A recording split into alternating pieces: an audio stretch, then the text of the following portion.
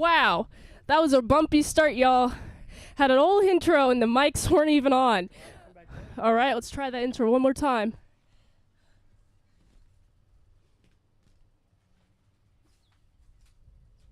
Just be sure to talk about this blooper later. Welcome to Mint Salad Saw WrestleMania 39. Introducing your host for the afternoon, the daily movie reviewing champion with a reign of 215 days in a row, 3,000 subscribers, and 155 pounds of autistic breast muscle. It's the absolute unit. It's Mint Salad.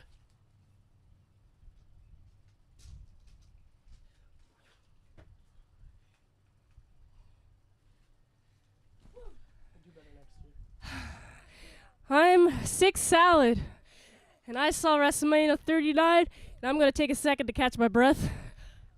Take it a little easy on her today, folks. She insisted on streaming this before tonight's movie review premiere because it is getting cold. The topic is, but Mint Salad has reviewed 3 movies today, and she'll be premiering John Wick 2 later tonight.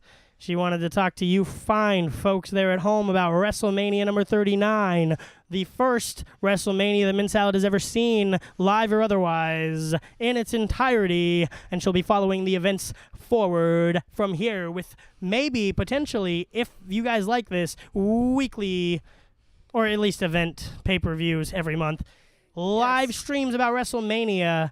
Go ahead and take it away, my sick host, Mint Salad. Thank you, ASC Riley. Like he says, my first WrestleMania that I've seen live, that I've seen ever. My previous exposure before the season, not really much. I got caught up pretty much like the week before Royal Rumble, and I got all them peoples from Royal Rumble in WrestleMania, man. I'm going to watch this every year now because I quite enjoy wrestling. So just giving you a little bit of facts about this year. So, WrestleMania, this is the first WrestleMania, and I also plan on watching and recapping it every year, bigger every year, with cooler live streams, with my friends, and I gotta be honest, WrestleMania 39 was the most successful WrestleMania of all time, according to the WWE. Oh boy, that was pretty rad. Largest viewership, attendance, and sponsorship revenue, as well as the most social media posts about it. The attendance was 1,601. 882. That's 6 digits there. That's a lot of people, making 21.6 million in ticket sales with a record of 20 million in sponsorship revenue. Big ol' event. It definitely showed too, with all the fireworks and stuff. Merchandise sales are up 20% from last 2022 and was certainly a big show. Oh boy, let me tell you, it was big show this year. It was definitely the best first event to come in first, in my opinion. So there's 2 nights. You got Saturday and Sunday, and wow, this glove sucks for using my phone at all for notes. So I'm gonna take this off so I can actually use my phone. All right. So we had a few fun matchups leading up to WrestleMania that I was very eager to see. Like, for example, I'm just going to cover before I go into depth. I'm going to cover what the matches were. So we had John Cena versus Austin Theory. And then we had the 4-way tag team, Braun Strowman and Ricochet, versus the Street Profits versus Alpha Academy versus the Viking Raiders. And then there is Seth freaking Rollins versus Logan Paul. I gotta be honest, I was looking forward to Logan Paul. Because I think this is his first season. But it was very entertaining to watch. Then we had the 6 women tag team. We had Damage Control versus Becky Lynch, Trish Stratus, and Lita. And then we had Rey Mysterio versus Dominic Mysterio, which I was looking forward to a lot because big disrespect Dominic has against his father. And then you had the SmackDown Women's Championship, the Charlotte Flair versus Rhea Ripley. I was also looking forward to this. And then on the second night, there was a undisputed WWE Tag Team Championship. It was a Sami Zayn and Kevin Owens versus the Usos. They're always fun. Then Brock Lesnar versus Omos. Oh boy, I want to get into this more later. The Fatal 4-Way Tag Team match. Raquel Rodriguez and Liv Morgan versus I cannot pronounce the word.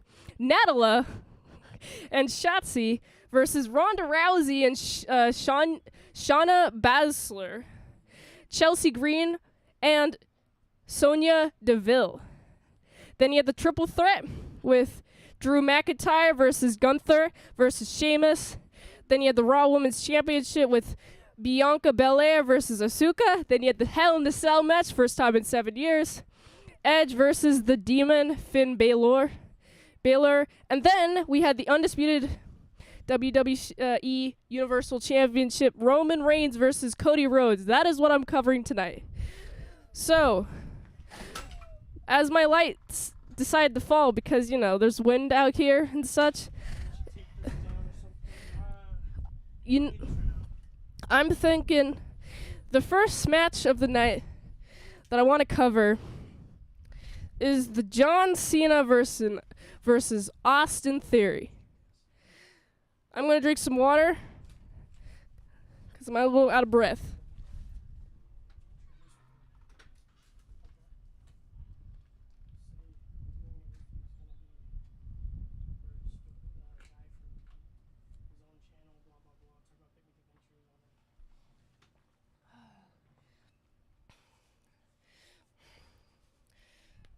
All right, so now I've got my water.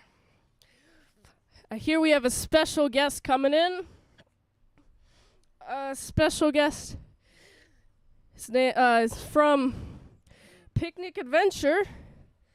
He has his own channel, Bird's Friend Plays. Yes. He's coming up momentarily to talk about John Cena because John Cena and the Austin Theory match was super, I'd say built up. It was heavily built up, and I was very excited. And so my friend Bird Stork watched this match with me, and he likes Peacemaker, John Cena's Peacemaker. And so I'm very interested to understand what his opinion is on this match.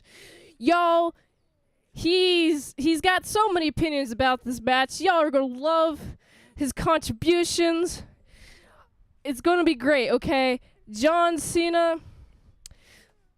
is a name that I've heard a long time. Always here coming now.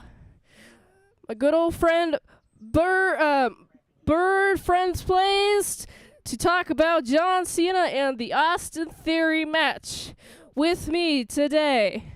Very exciting. Has lots to talk about. He is 6'5", and I think he's 185. 6'5", very tall boy. He's taller than me. I am 6'7".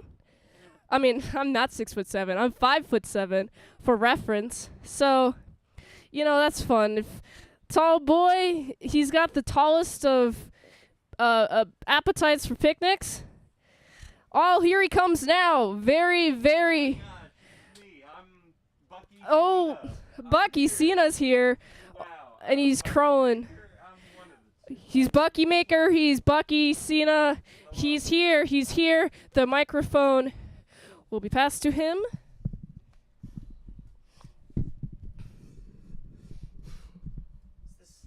Is this fucking bit why it took you so long to get here? I actually can't see. He can't see anything. Hello. Hello? Hello. All right, looks like Sorry. Well, hey.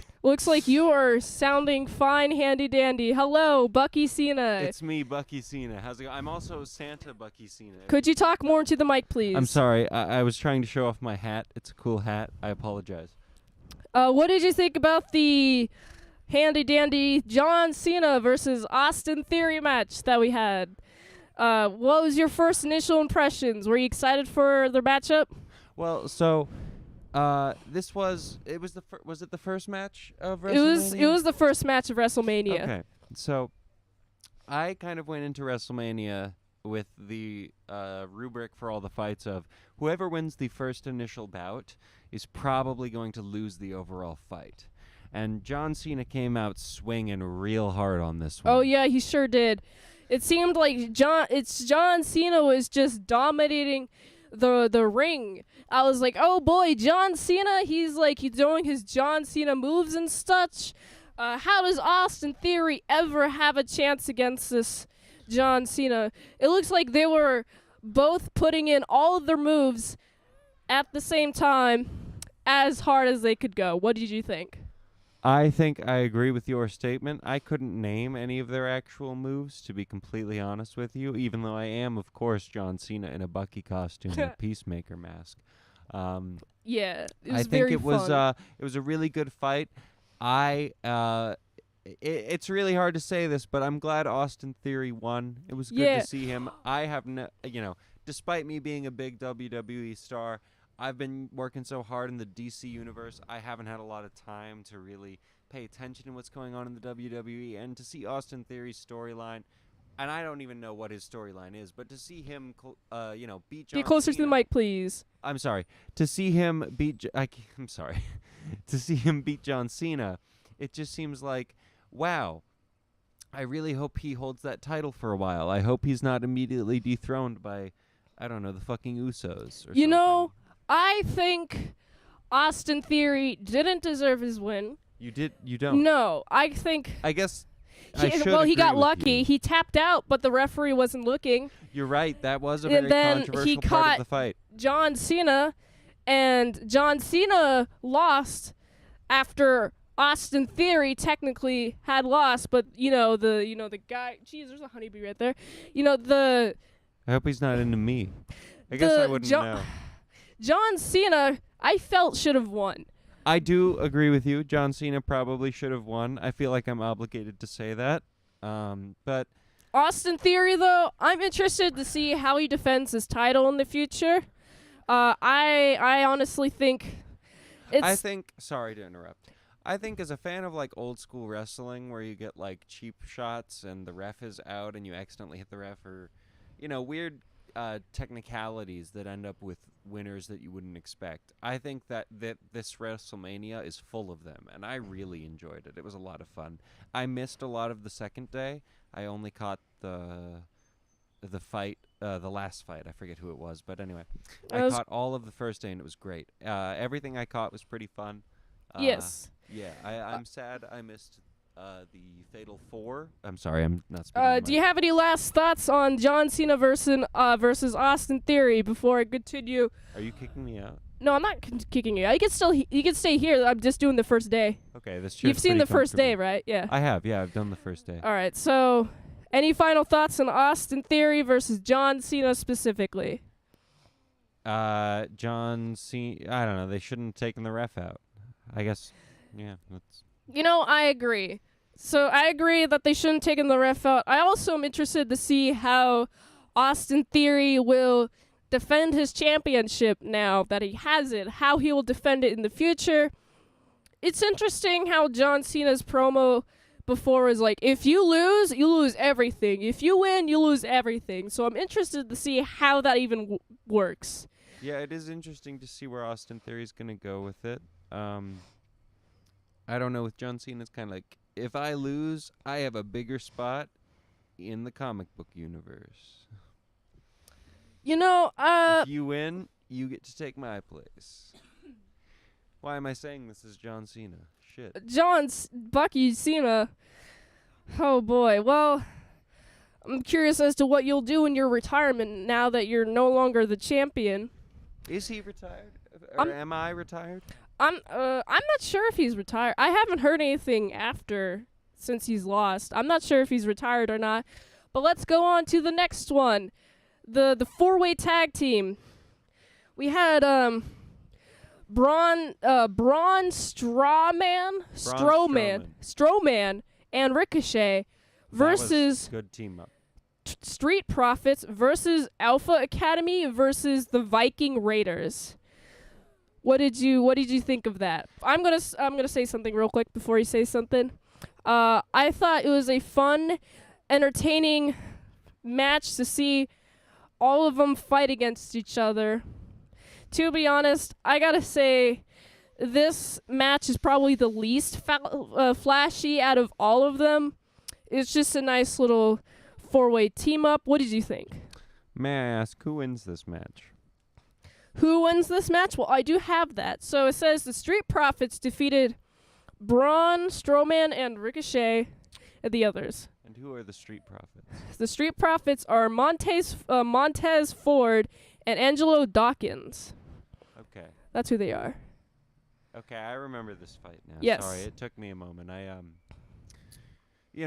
Sometimes John Cena, after his big day of wrestling and carbo loading, he's got to have a big load off. He's got to drink a lot of tequila. Anyway. Okay. So, yeah, I just don't remember that night too well. I wasn't present. So you're just on alcohol. Gotcha. Yes. Yeah, okay. So, what do you remember from this fight, though? Not much. Not much? I remember losing that night, and then I drank a lot of tequila and gin and also bourbon. But let's see. So remind me who was fighting in this fight? So we had the Street Prop. It's a tag team. So we had four was like people. A quad it was a four. It was a fatal four. Fatal four. There's 4 people in the ring at once, but it's a tag team, so there's 8 people involved. All and right. I saw. Is it only 2 people in the ring at the time, or is it 4? Could you get on the mic more? I'm sorry. I can't see it. I apologize. Am I good? Is it? Yeah, you're good. Okay. Is it 2 people at a time, or is it 4 people at a time? I believe it was 4 people at a time. There are some times where it was like 2 people at a time, while like the other wrestlers were resting.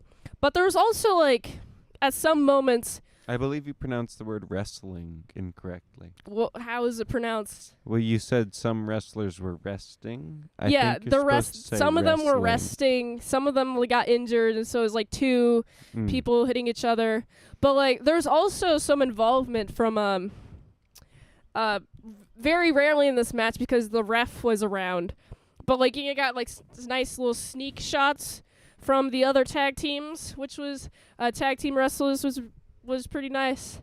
To be honest, I really enjoyed just... the kids are saying TBH nowadays. TBH? Right? Okay. TBH, I was really enjoying the 4-way.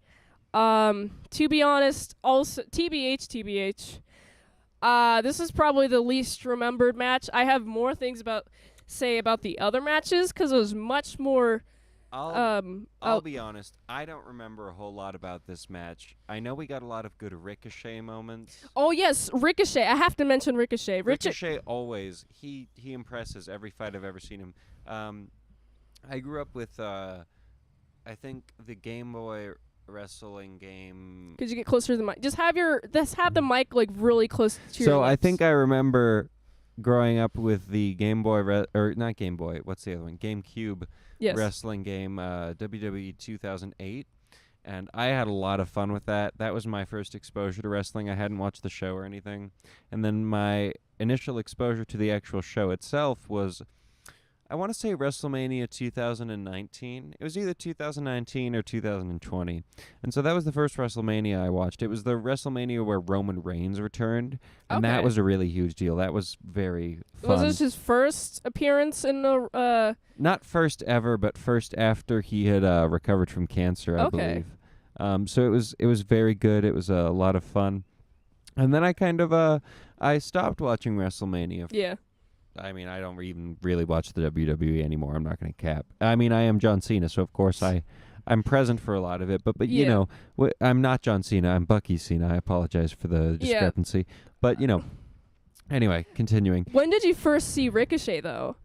That was the first WrestleMania. Okay. So that I saw, not the first WrestleMania ever. Right. The whatever one Roman Reigns came back on. Yes. So I saw Ricochet, and he, whatever his match was, I do believe he lost. But he, at one point, I think it was a tag team as well, because Ricochet functions best as a tag team. Cause Yes, I agree. You can have like a bigger guy kind of be a distraction, and Ricochet can kind of ricochet off the other guys. But what I saw that endeared me to Ricochet so much that first time was he did so basically. He kind of leg locked around the guy's neck and head. Yeah. And then he did like 5 flips, kind of circling down to the bottom of his torso. Oh yeah. He did a couple of those moves tonight. Yeah. I think I know what you're talking about. Yeah. He did a few of those moves. I was ultimately disappointed that Ricochet didn't win. I was most rooting for Ricochet, mainly because he's doing most flippity flops in the ring, and he just seems like. How far do you think Ricochet can go in the WWE? How far do I think? I mean, if he keeps going, if he goes for like 20 years, I think he could like have the same status as a Rey Mysterio. Do you think Dominic Mysterio is going to replace Rey Mysterio, or what do you think's going to happen with him? As in, what do you mean by replace? I think his difference. Honestly, let's be real. No one can replace Rey Mysterio. Let's talk more about that after we get to the Rey Mysterio match, because that's the match that I really want to talk about the most. So great match. Sorry, I'll shut up. It's in a few. So I have a couple more matches before that, but now we have Seth Rollins and Logan Paul, and I gotta be honest. Oh, this one was. Logan Paul showed up looking like a superhero. I was kind of not actually. I will addend that. Okay. Not a superhero, like a superhero sidekick. Right. He kind of looked like if Robin, instead of his colors being blue and red, red and yellow were blue and yellow. Yeah. It's very interesting. Yeah, he was like blue and gold. I liked his outfit a lot. It was good. That's the second day, isn't it? The all-female. I'm sorry.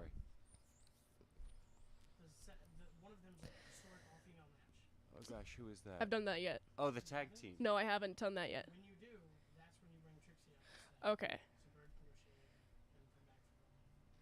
Okay. Let's continue with Seth freaking Rollins and Thank Logan you for Paul. getting that correct. So we had Logan Paul in blue and gold, and I like Logan Paul. I think he's do you think he's a face or a heel? I think he makes for a great heel. I think in this match it's hard to tell actually. It's Seth freaking Rollins and Logan Paul. They're both kind of heels, but I think in this one, Logan Paul was definitely probably the heel, or the face. The face, yes. All right, yeah. And Seth Rollins was the heel, and I only say this because Seth Rollins came out in like a floor length. I don't know what material it was, but like the. He was in like all red, right? He was in a red, weird, baggy coat. Weird red baggy coat, and then he came out, and I think it was pink and red pants, right? Oh yeah. Yeah. He seemed to be in like some men's lingerie. That was fun. I would say just based off of colors alone, pink and red versus yellow and blue, Logan Paul is probably the face, and Seth freaking Rollins is probably the heel. Yeah, this is a pink and I think it was pink and black or something like pink that. And red. It was pink and red? All right. Yeah, it was the same red that his coat was. Okay, that makes sense. I think. I could be wrong. So I liked their match. I was rooting for Logan Paul because it's so fun to root for Logan Paul. I was rooting against him. Did he that win makes this sense. Match? What's up? Did he win this match? No, he lost against Seth freaking Rollins. Okay, cool. I also I find it hilarious that he's in the WWE at all because it's just so fun to see his face get punched. Like, he gets punched. I think there's more like mixed martial arts in this WrestleMania versus the other wrestling matches that I've seen, like Royal Rumble, is less MMA like than this. Should we talk about why that is potentially? I mean, this is pretty big news. This only happened today, but have you heard about Endeavor? I've heard that Endeavor is the parent group of UFC, and they bought WWE, which for is $21 billion. their combined worth is $21 billion. Oh, UFC is that what it is? like $12 million or something, and WWE is $9 million. So It's we billion. I don't know So we don't know what they bought WWE for exactly. We just know that their combined worth is $21 billion and that they are combining. Yeah, I can only speculate that it's going to get it's going to get more mixed martial arts, more of that than just like the little grapples. I've got a question. Do you think that wrestling is going to get more because Could you go closer to Mike? Yes, I'm sorry. With wrestling and UFC combining, there's I guess one of two ways it can go. I mean, there's plenty of other ways, but in my head there's kind of one of two very broad ways that it could possibly go. And that is either wrestling is going to get more real and like the punches are going to be more real, the storylines are going to be less affected, and it's just going to be about who's better at fighting. Okay. Or UFC is going to get more fake. I just think they have more money to play with. It's pretty much going to stay the same. I do hope that is the option. I just think some UFC fighters are going to be able to fight WWE fighters because it's more like MMA. I've heard that UFC has gotten a lot safer over the past few years. I haven't seen UFC in a long time, but I just think the pools are going to get like mixed together, and I think it's just a little bit more real is what I think. What do you think?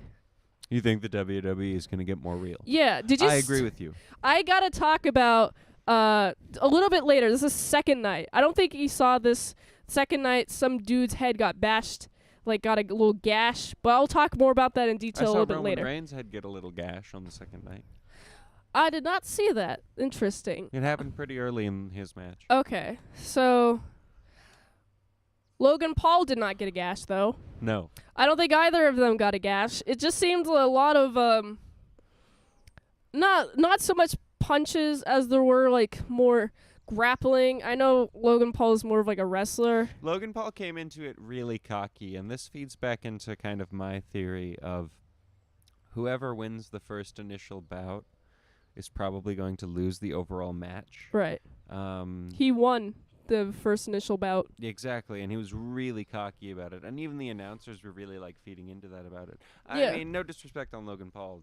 He's pretty fun, whatever. I like Prime Great Energy. showmanship. Yeah, great showmanship. He's a really good wrestler. This was my first Logan Paul wrestling match that I had seen, and I thought it was a lot of fun.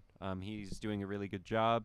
He was, he was made to do this kind of stuff. Yeah, I agree. The Prime bottle was hilarious, and it was even more hilarious that it was KSI, and then he got juked into tackling KSI, or, jumping off of the turnbuckle and falling onto KSI. That was pretty funny. Yeah. Because the whole time, anytime a ridiculous mascot shows up in wrestling, I'm just always hoping, let it be involved. Let it get choke slammed or something. let the silly mascot have something silly happen to it. And that it was really satisfying when the Prime bottle got. The Prime bottle. He got slammed through a table, man. Yeah, I mean he interfered first though, didn't he? Deserved. I'm not sure if he like hit anyone or anything, but I know he it was so fun just seeing a Prime bottle get slammed on. It was a lot of fun. It was really fun. The replay was perfect. I saw the after injury that KSI What was the sustained. after injury? I didn't get to see. Well, it looks like his leg was broken and he had actually broken? Well, he had a cast on it. Damn. Like a whole orthopedic boot and some sort of cast so on his arm. His ankle could have been sprained. It's not necessarily okay. I don't know. I didn't look at this, so I'm just guessing. But yeah, it was a pretty brutal SmackDown, I guess you'd call it. Yeah, it was very entertaining, very fun. Honestly, like, I want to see more Logan Paul do more wrestling stuff. Yeah. If I could Who do see you more want to of see that. him fight the most? Who do I want to see Logan Paul fight the most? Yeah. Oh boy. I'm trying to think too. I mean, my wrestler knowledge is pretty outdated, so I'm trying. Is Kofi Kingston still around? I don't think he was. I'm not sure, Or but he no, wasn't actually, here. I want to see him fight Shinsuke Nakamura. I hope he's still around. I think that'd be a really fun match because they're both pretty up on the fashion front of it, and I think they could have a really fun, flashy match.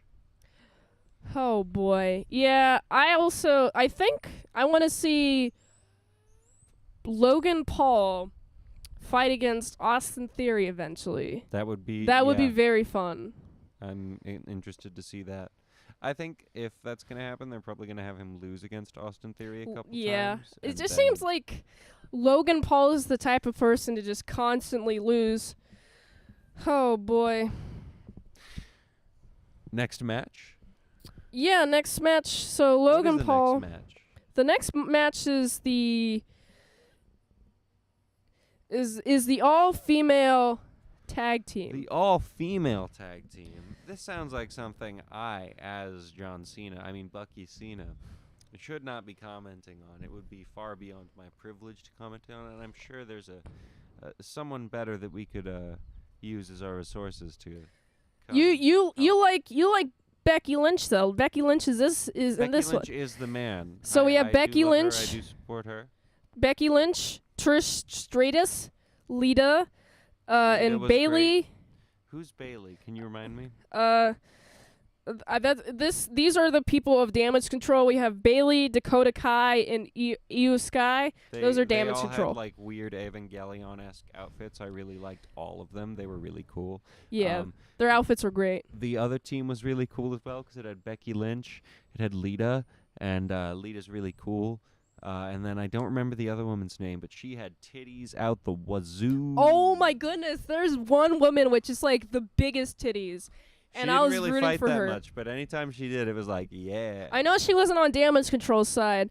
No, 'cause she was on the other side. Yeah. Damage absolutely. Control had almost no titties. She's probably, next to Becky Lynch, she's probably the second famous one in that group, and we can't remember who she is. That's really funny. So it's Becky Lynch, Trish Stratus, and Trish Lita. Stratus, that's the one. Trish Stratus. Yeah. Okay, I'm pronouncing her name wrong.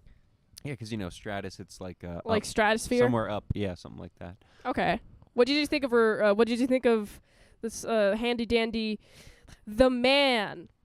Oh, Yeah. I love seeing Becky Lynch wrestle. Oh, it's man. always fun. She's really good at her craft. I will be honest, she was kind of getting the shit beat out of her at the beginning of this match, and she kind of That's how you know she's gonna win, though. Did she win this match? She did. Okay, they did win this match. Yeah. I watched this match. I don't remember who won, to be completely So honest. it was. I remember this one a little bit more. Becky Lynch. Becky Lynch started out, and one of the, someone from Damage Control started out, and whoever started out with Damage Control was just beating the crap out of Becky Lynch, keeping her away from the other side of the ring so she couldn't tag in. It was pretty brutal, I'll be honest. Before we continue, Oh no. I'll have a female co-host for the Rhea versus Charlotte stream, but I just want to introduce her. My next guest will be for the Rhea Ripley versus Charlotte Flair stream. I just really like this one. I felt like Damage Control has had a lot of Can I rain. ask you to elaborate on your previous statement? Where my next co-host? Yeah, what do you mean? What, it wasn't the Rhea versus Charlotte Flair thing like a second day? Or am I wrong? No, that's the first. It's the first day. Oh, okay. Yeah, Whatever. that's the first day. So- I just want to wrap up my thoughts on this match before we bring out my next co-host. Sure. I really like how Damage Control was they had control of these tag team. They were a very good tag team. Yeah, but now that their control is gone, I like it even more because I just felt like they've been reigning over the tag team for a while. What did you think of Damage Control? Well, I really had no context for any of the how long they've been reigning or anything like that. Damage Control seemed to be a very well put together tag team. I would say, if we're doing a tier list, right? Yeah, Of like tag teams. The Usos, sorry, let me find it. The Usos are like S tier, Okay. and I would say Damage Control is right below them at A tier. Okay. They have very good synergy. They have very good chemistry. It's great to watch them fight. I think just with Trish Stratus and Lita and Becky Lynch, they were just kind of doomed from the start. There was no chance they were going to win that fight. You said they were doomed from the start? Doomed, absolutely. Yeah. Well, you thought they were doomed even though they won, right? Oh, wait, you're talking about Damage Control was doomed against Becky Lynch and her that's tag what I'm team. saying. Okay. Because, again, we're following my rubric that I went into WrestleMania with, is that whoever wins the first fight loses the battle ultimately. Right. It's a weird wrestling thing that I've noticed, but it pretty much checks out. I mean, we've done 3 fights now, and it's applied, right? I'm pretty sure, yeah. Yeah. Anyway, but no, it was a lot of fun. Becky Lynch was great. Lita was great. Yeah. The whole time any of them were on screen, I was just like, take off the shirt, because I miss old women's wrestling. But now we get a Royal Rumble for women, so that's really cool. That was pretty nice. I enjoyed it. Any last words? I think... Oh, am I getting the boot? Not yet. I want to talk to you about Rey Mysterio and Dominic Mysterio. Who is that jumping out of the sky? They're currently not jumping out the sky. It's R-E-Y. R-E-Y? Mysterio? Yes. Here we go. I think that's the correct, yeah. Rey Mysterio, yes. So, I just want to say, a little teaser, coming up next. I got my a female co-host to talk to me about the Rhea Ripley versus Charlotte Flair Rhea Ripley match. Is my mommy. Oh my goodness, yeah. I'll talk more about that with my female co-host. But Rey Mysterio and Dominic. We're live right now. We are currently live. Do we have any super chats or anything like that? I can't see, so I mean, are we supposed to address those? I don't know what the deal is. I don't. I was gonna address them after. Okay, cool. So, So let's talk about Rey Mysterio versus Dominic Mysterio. It was, so my only context to this one was I saw last week's match. I saw last week's match where Dominic told his mother to, I believe it was just shut up, right? That was the thing that got Rey Mysterio to punch Dominic. Yeah. Yeah. Oh, I think it was, let me tell you this, Mom. Shut up. And it was, as someone who's also told my mom to shut up, 10 out of 10. Yeah. It was definitely 10 on 10. I've never told my mom to shut up in public like Dominic Mysterio did. I've never done it in public. I'll give him that. But he went to prison, so he's had a hard life. He's very tough. Prison changes a man. Did you know that? I sure did. I learned that from Rey Mysterio. Or no, I'm sorry. Dominic Mysterio. Him. That one. Anyway, so Dominic's the son, Rey Mysterio's the father. So the match starts with Dominic Mysterio being escorted to the ring in a prison van. Oh yeah, that was cool. It was a whole van and everything. I didn't like that they didn't deposit him onto the ramp so he could have like a full-on, a real entrance. I guess it was cool that he walked through the crowd and all that. But, I felt like it was fitting, to be honest. Very fitting. Sure. It's just like, is WWE jail a thing? I guess the question. Like, are we talking about like if is he in real jail? What's he in jail for? What'd he do? For being disrespectful to his parents, of course. So he's in WWE jail. He's not in jail. Correct. That's what I'm thinking. Yeah, that's WWE. I don't know. I'm just. I think he's in jail. I don't know. I don't know much about him personally, but I do know that he disrespected. He doesn't like his mama. He doesn't like his mom for liking his dad, and he doesn't like his sister for not liking that he doesn't like his mom. I should also mention that before this match, Rey Mysterio did not want to fight Dominic Mysterio at all whatsoever. And so, like, when it basically takes a lot for Rey Mysterio to be like, okay, fine, I'll challenge you. It was like at least 5 matches of Dominic trying to provoke Rey Mysterio, right? Yeah, it was a few matches there where we have like in matches where we have Rey Mysterio in his Hall of Fame match, you know what he does?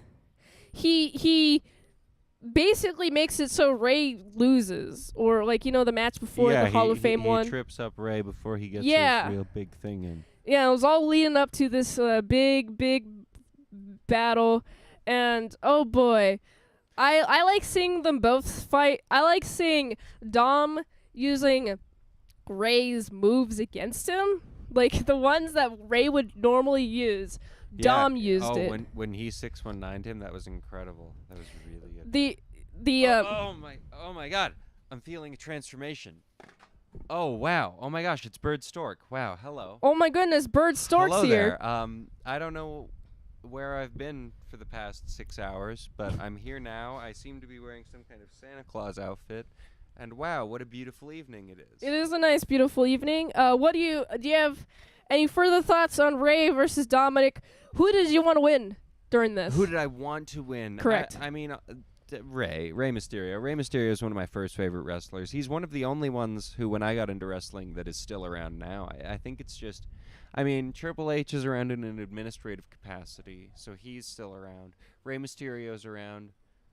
The Edge isn't still around, is he? I'm not exactly sure, to be honest. Kane is a mayor in Tennessee. The Undertaker has retired. John Cena's still around, but he's probably on his... I mean, I don't know where John I'm not sure where he's at. You know what I really liked about this match, though? What did you like? I liked how evenly matched they were. Like, yeah, it was interesting. Yeah. Because, I mean, in theory, Dominic's kind of like right at the beginning of his peak or prime. Yeah. And, Rey Mysterio is at the... I don't mean any offense to him, but at the end of his peak or prime. Yeah, he's like, I don't know how old he is. He seems like he's in his 40s or 50s versus Dom is like... 50s. Dom's like 20, so... Yeah. It's a fun match. It was a really good fight. Oh, yeah, it was. I mean... Because at the beginning of it, I mean, I would say the first quarter or the first third at least... Rey Mysterio was holding back entirely. Yeah. And then Dom just kept pushing him and pushing him and pushing him. And Rey just had to, I mean, no father wants to fight their son. That's true. Like, I mean, that was the whole lead up to everything. Exactly. It was great, though. It was really fun. It was very good. Because, I mean, what was it? I mean, there was like, they kind of, Dom trying to do a sequel of like, Mom, Shut Up. But it was, it was ended by, I guess probably Rey. I don't know. He was Rey got him. Yeah, he was dissing Rey his mom, got and him. Rey probably just punched him out or something. It took Rey a lot to finally be able to like hit his son with the full force. He's pulled him back because hits his son, and Judgment Day isn't there. Tried to be there, but isn't there to help them out. Yeah. So it's just Dom versus Rey at this point, and I was on the edge of my seat the entire time. Well, Rey is all of the Jedi, so that's a pretty I mean, bad threat. I wouldn't fight with. And are you saying that Dominic's all of the Sith? I mean, if he's the Emperor? I feel like he's like a foil His to name's Rey. not Sidious, is it? It's Rey. No, I'm sorry. It's Dominic. God. Oh, man. My mind's really scrambled after whatever this whole costume stuff is. Do you have any fun final thoughts about this match? I'll tell you that Rey wins. So Rey won against Dom. Rey does win. I do remember that. I will say Rey Mysterio... we didn't even talk about this. Rey Mysterio comes out looking like the best luchador he's ever looked. Like, yeah. Because he's in the Hall of Fame now. He's actually like getting really cool costumes. He has he has like a helmet thing. Yeah, it's like a weird helmet thing. It's nice. It's really cool. So, of course, Rey Mysterio wins because he's not going to lose to his son. Let's be real. I mean, WWE might be fun and like to do twists and things like that. But, with legacy stuff like that, even with someone like Rey Mysterio who's been around, yeah, I don't know, 20 or 30 years at this point, it's got to be. Yeah, They're not going to disrespect him like that. I agree with you there. My final thoughts is I'm glad that Rey Mysterio was able to teach his son a lesson, Me too. I hope he learns. I hope he stops. I mean, Judgment Day are bad people, right?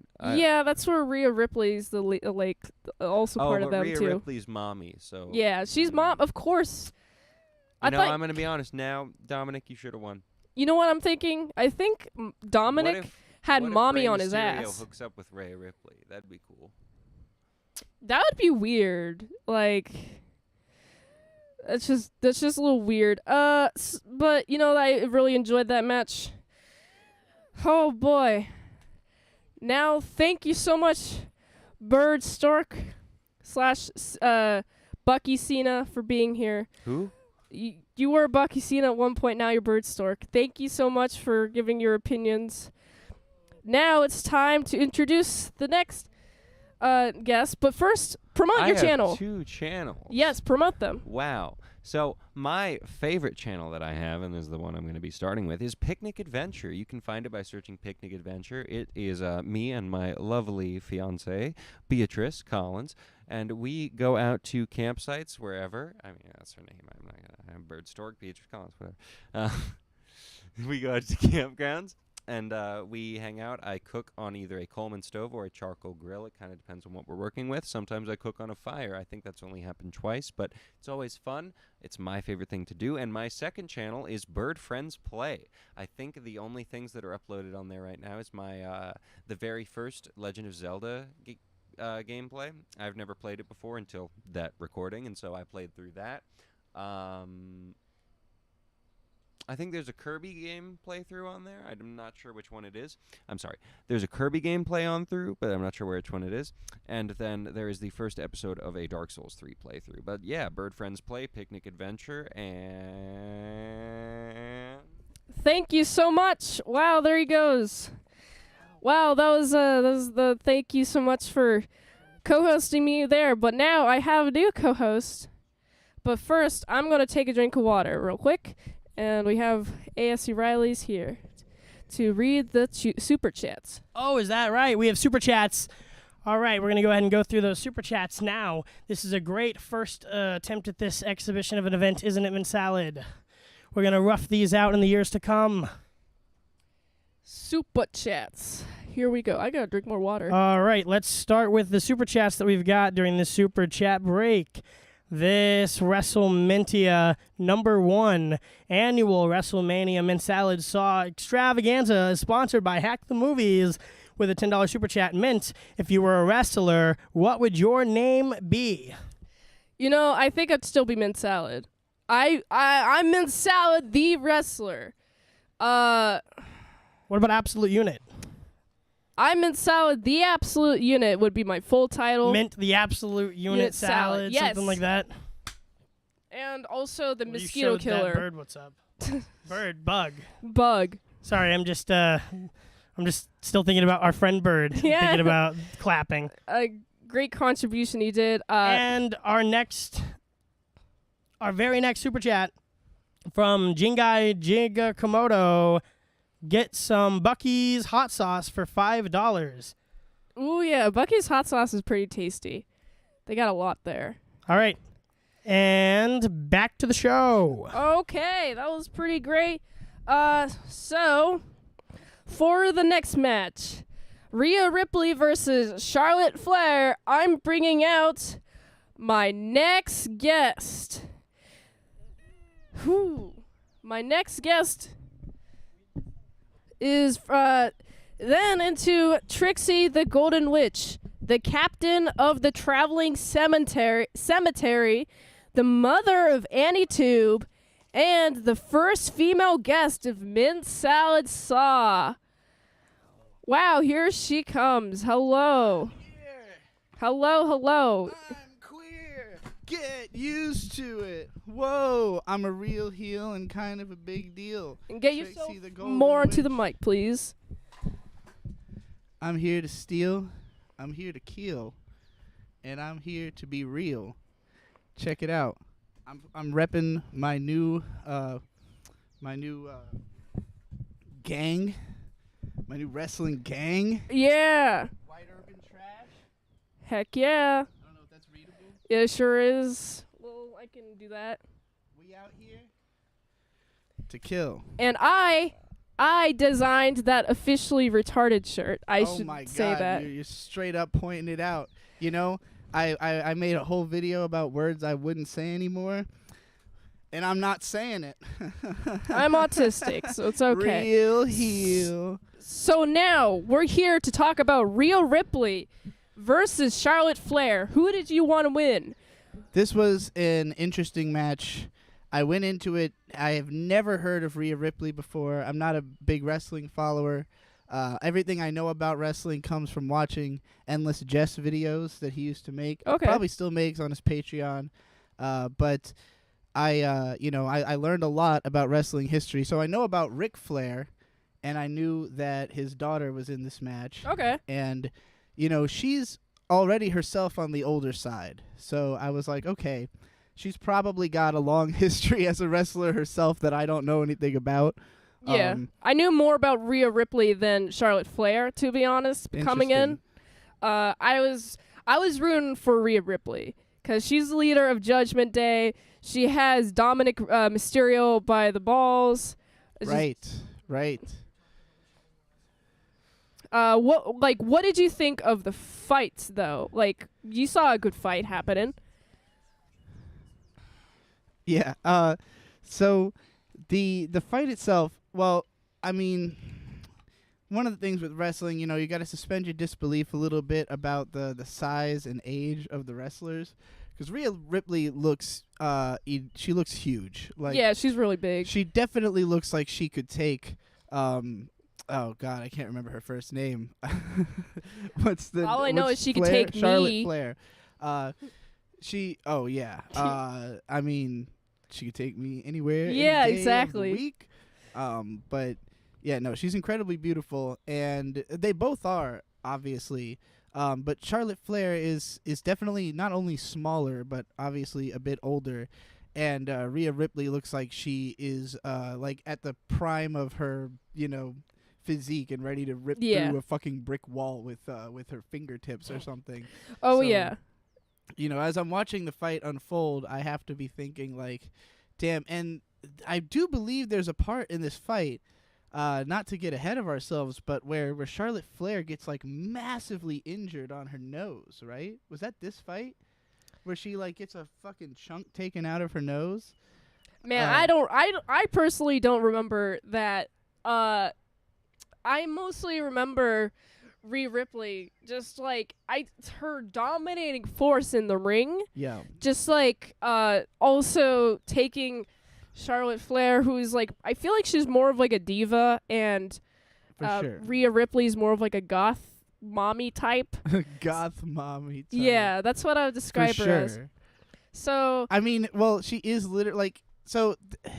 Dominic had the pants that said M-A-M-I mommy on them. Right? and that then is in reference to her, right? Yes, and then Okay. I think she had a choker on that said mommy, or some sort of clothing that said mommy on it. Okay. So She's really going all in on that. yeah. Which, by the way, I have to point this out. The video game Overwatch. In Overwatch 2, there's a character named Junker Queen who is also like a big Australian woman with the same type of personality. Okay. I don't know if they based it on Rhea Ripley, but it's a very like I was watching this girl. I'm like, oh my god, that video game character's a real person. Like, I can't believe it. It's always fun when that happens. I personally just wanted Rhea Ripley to win, and the amount of damage that she was getting on Charlotte Flair was very entertaining to me. Yeah. Just because I didn't quite particularly. Charlotte Flair's like willingness to take Yeah. that much damage is what impressed me the Yes. most in this fight. That's true. Like, I would be afraid if I was her to go up against like, a woman twice my size who, and half my age. And you see a lot of that in these wrestling matches where like, and obviously these are staged fights, so it's not that it's not that you don't know what's going to happen to you. It's that you're willing to let that happen to you. And if you watch that's this shit, it is clearly painful. Yeah, always in pain. Like, if someone was like, "Oh, wrestling's fake," it's like, I don't care. I love it. They're taking the pain, and this just the amount of pain that I saw in this match, with received by both parties, especially Charlotte Flair. And I think she has like a legacy to uphold. Like you had like Ric Flair, and then Charlotte Flair, and before I go off topic, I really liked Rhea Ripley's introduction with the purple fires and everything. Yeah. Not as much as Charlotte Flair's introduction, which just said Flair. There was like a bunch of diamonds on the screen. Not as big a fan of that. So I was totally rooting for Rhea Ripley. And it's good that Rhea Ripley did win. So what did you think of that outcome? Did you like that? Yeah, I thought it seemed appropriate, and especially just because like the sheer amount of damage that was done, and there's all these moments where she's reacting like she can't believe that this woman is still alive. Yeah. She's like deeply frustrated, like I shouldn't even just say frustrated, like going insane over the fact that she hasn't successfully killed this woman yet. No, it was so fun to just be like, to see all of their faces when the match just like goes on and on and on. It's like they're trying to pin each other, but then like they kick out and it's like, oh geez, wow, this match still isn't over. There's definitely certain matches that to me get boring when they drag on and they keep kicking out. But, you know, what can keep it entertaining is stuff like Rhea Ripley making those, like, you know, having the reaction, like getting all emotional, getting like crazy about it. You know, just like staying in character and keeping the narrative going throughout the match is what keeps it, you know, watchable for like the fucking 25 minutes or however long this match was. It was so long, it felt like a half hour. It probably was. These wrestling matches are quite long, especially at these big pay-per-view events. So I was quite entertained by all of it. Do you have any final thoughts? I'm super happy that Rhea Ripley won. Yeah, she seems like you know, an up and comer that they're trying to sort of put at the forefront and be like, you know, look at this person and she has a ton of personality, so I get why. Like she's built for wrestling, you know. Yes. And I do think that a lot of I don't want to knock any of the women wrestlers that I saw, you know, other than her on this match, because they were all great. But the physiques of most of those women are much smaller. They're definitely like beautiful like models who have like more of a, you know, they still look tough. They still they look beat tough. My ass, they have muscle, but I think these two women had like the most muscle, like super muscly women. And just the fact I have to assume that there are more women of like Rhea Ripley's fucking jacked. Like you don't see a lot of people who look like that. Maybe she's just a very rare find, but I'm wondering if like the door is going to be open for more like, you know, because I'm not going to try to say that Rhea Ripley's not like incredibly beautiful. She's also that. Yeah, I agree. I just think that beauty standards have maybe shifted where like, I mean, obviously my standards are very different from a lot of people's, so it's hard for me to speak on like, you know, I guess I would say there's probably a lot of men who would feel threatened by a woman of the size of Rhea Ripley, but that is the point. How could you not? I gotta be honest, man. Like, I love her face makeup. Yeah. I really. Do you have any final thoughts about the rest of the night? I think this is the last match of the night. Yeah. Was this the last match? Yeah, so there was 5 matches. There's Rey Mysterio, and then this that's right. The match was the last one. Before this, wow, I'm just surprised to realize that like they ended on the big women's match. Yeah, I was also surprised by that.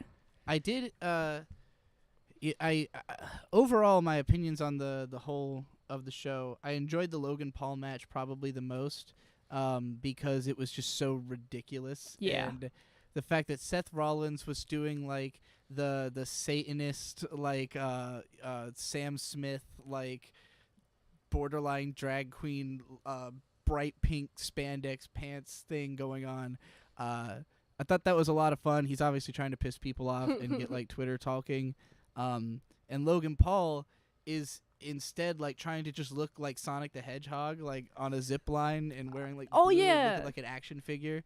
I think it's really smart for Logan Paul's brand to do all this because he will literally have like video games and action figures with him in them forever now. You know, a KSI being in the Prime bottle was a fun gimmick. Apparently he got like murdered. Yeah. He's like he's dead now, for reals. But Yeah, that's kind of unfortunate. You know, sometimes you take a lot of pain to make a lot of money. Did you have any other opinions on the other matches, like the Austin Theory versus John Cena, the 4-way between the Street Profits, Alpha Academy, the Viking Raiders, and Braun Strowman and Ricochet? So all of that stuff, man, a lot of it was just sort of boilerplate wrestling to me. I remember one of those matches had the Usos. Did you even mention that just now? That's tomorrow. Oh, okay. I guess I saw. That's not tomorrow. Which one has the Usos? They're in there somewhere. Oh, they're the last match. Okay. So they're the match after this one. So the Usos. So there is another match. There isn't. Yes. All right. So the the other matches, like I said, most of it was sort of boilerplate wrestling, where like, you know, it's fun to see the acrobatics and stuff of the moves, and especially when they do like some kind of crazy big spot, or somebody goes to a table, or you know, there's some kind of narrative element that might be compelling.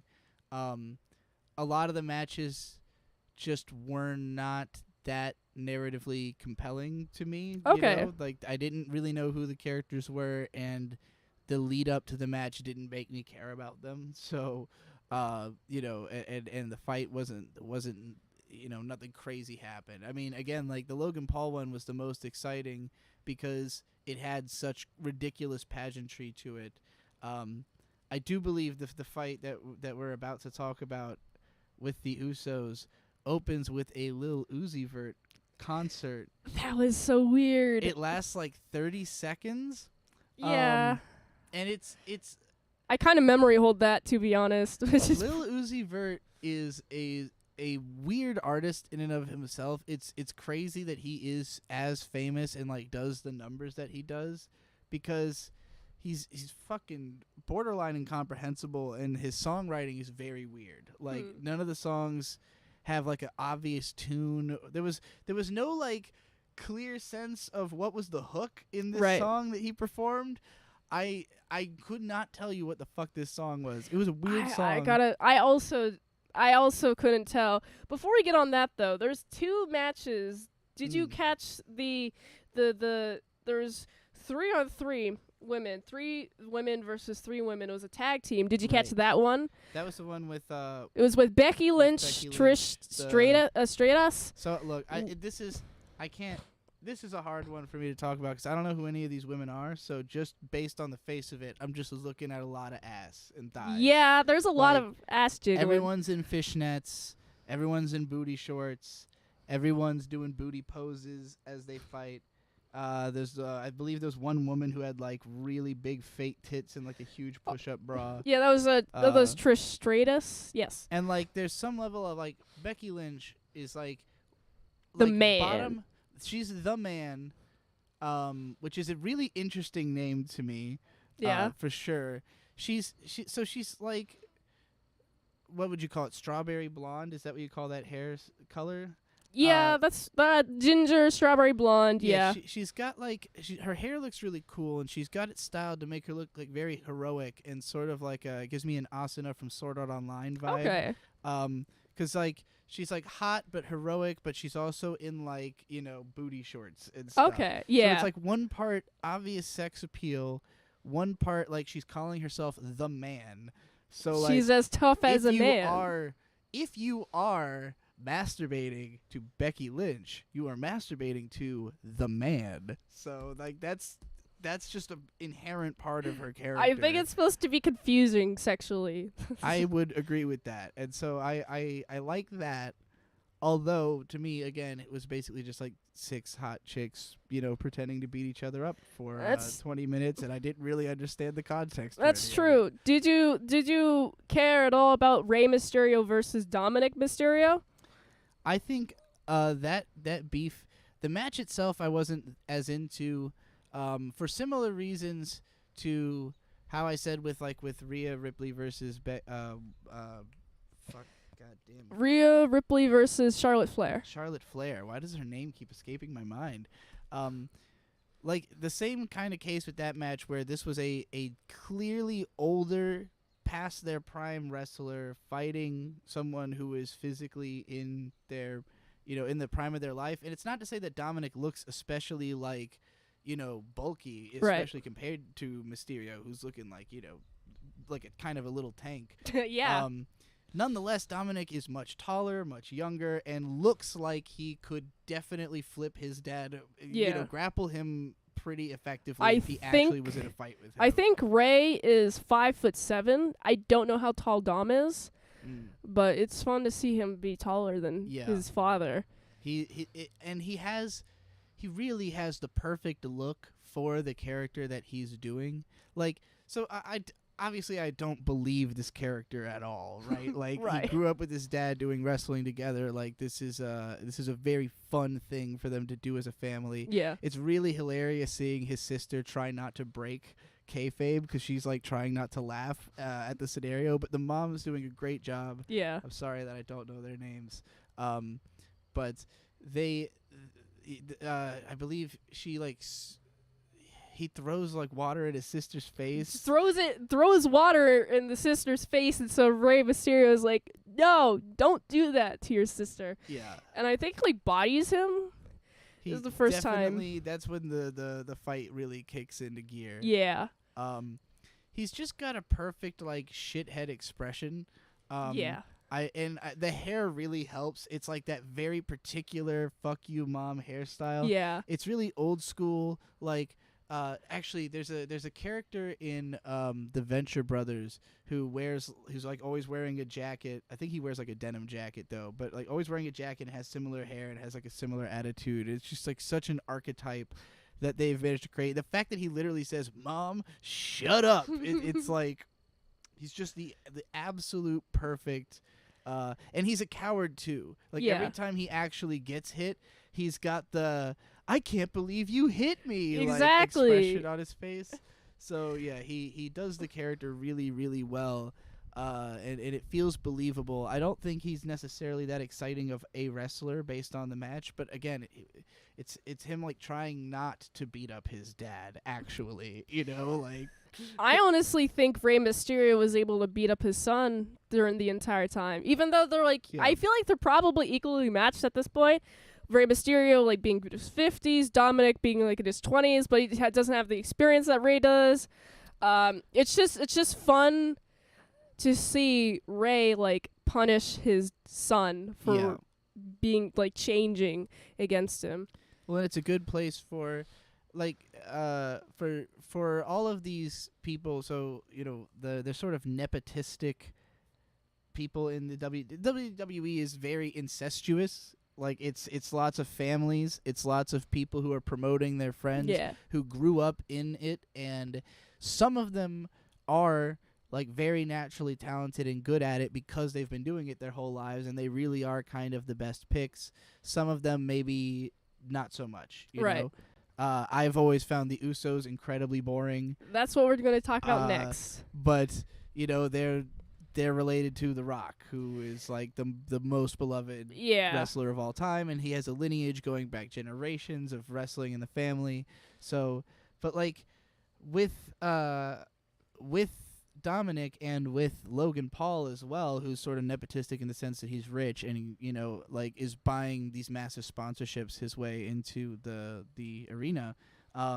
They have to lose, or else people are going to really fucking hate them. If you try to make these guys the heroes, Logan Paul, like Bird was saying, is clearly the hero in the way they're presented in that match. Yeah. Seth Rollins comes out as a big villain, but the crowd was cheering for Rollins because he's an institutionalized wrestler who's beloved, and Logan Paul is an internet fuckboy, until he's lost enough matches doing really cool stunts that everyone loves that he can be the hero for real, and Dominic is similarly he's got to be a great villain before he can eventually be a great hero that can replace his dad when that guy who again you say they are evenly matched because of the experience. I think Mysterio's physique looks a little bit it's not holding together so well, and wrestlers which Mysterio? Rey Mysterio. Okay. I just know wrestlers have a bad habit of dying right around that age. Yeah. So I think it's time to get out and take care of your body. Yeah, I hope he does that too. But we have the next match, though. The undisputed WWE Tag Team, Kevin Right. Owens and Sami Zayn versus the Usos. This is the big bromance match. Oh, Hey, yeah. UPS. Wow, there's a UPS we don't truck got there. nothing, though. Nothing SMH. for us. What did yeah, you think, though? What did you think of this match? This match, I'm sure this match felt very fun to somebody who's more invested in the narrative of these characters. I had really stark deja vu watching this match, and I don't know if it was the same two wrestlers, but like maybe 5-6 years ago, maybe even longer than that. I don't remember the last time that I watched like a wrestling event that I've seen like a bunch of Royal Rumbles and then like a few things other than that. But there was a similar setup where it was like two friends who had come up together and they had like a sordid past where they're on and off again, tag team. It was probably the same two guys. But like Could have been Eddie and Mysterio. no, it was like white dudes and I believe an Irish guy. I think it was the same two guys for sure. I'm slipping on their names. Kevin Owens and Sami Zayn. Sami Zayn. Sheamus might have been the other guy. But I know about these dudes who like their narrative is that they have like the most epic bromance. But Yeah. like their character is just like they're just guys. Like they're just like schlubby dudes. They like I don't know beer or something, rock music, whatever. They don't really have personalities. They just have a story about how much of bros they are, you know? Right. And so it seems like when the one dude was like with the Usos and like the whole family and he was being inducted into the Rock, felt like he was like the adopted, literally the redheaded stepchild of the perennial black Islander, you know, I wrestling believe they're family. called the Bloodline. The Bloodline. Yes. Yes. Okay. So he was like being the redheaded stepchild of the Bloodline, which I think is really cute and fun as in like a good story. But apparently that's like over. Yeah. So because he wouldn't literally kill his friend at the behest of Roman Reigns. Yes. I'll tell you a little bit more like plot wise. So because it's like Sami Zayn and Kevin Owens, because Roman Reigns is like, oh, you should like beat him up, but he wouldn't. So the Bloodline is kind of like in shambles right now. I see. And that's the whole like plot of this WrestleMania is that, like we have like a lot of the Bloodline. It's interesting seeing the Bloodline at this point because it's definitely more what's the word for it? Convoluted? Very entertaining to see just like how like since you mentioned that they're like the first time you saw them Yeah. they were like buddy very close Yeah. and now it's like kind of fracturing Okay. so So the Bloodline problems are run deeper than just the redheaded stepchild getting kicked out. yes They've got all kinds of issues. one of the Usos was almost on Sami Zayn's side Okay. so there's also that too. So they're having a little bit. It's a big old family rivalry. Yes. A whole Knives Out situation, I guess. Yes. Yeah, that all seems fun. I don't feel like the narrative really progressed in this match. Okay. It felt more like it was about seeing this like tag team duo that hasn't been together for a while like come back again. Okay. But what I'm trying to say is I'm pretty sure I saw exactly this happen before, where like these same two guys had a similar thing where one of them had gone off to another gang and then he came back and they're tag teams again and they were having a heroic return. Wrestling fans, let me know what I'm thinking of because I'm sure you already, know exactly what I'm talking about. Right. But, yeah, like it's just a very like, I mean, it's always gonna make sense as a story because bros always fight and then come back together, usually over like falling in with different friend groups.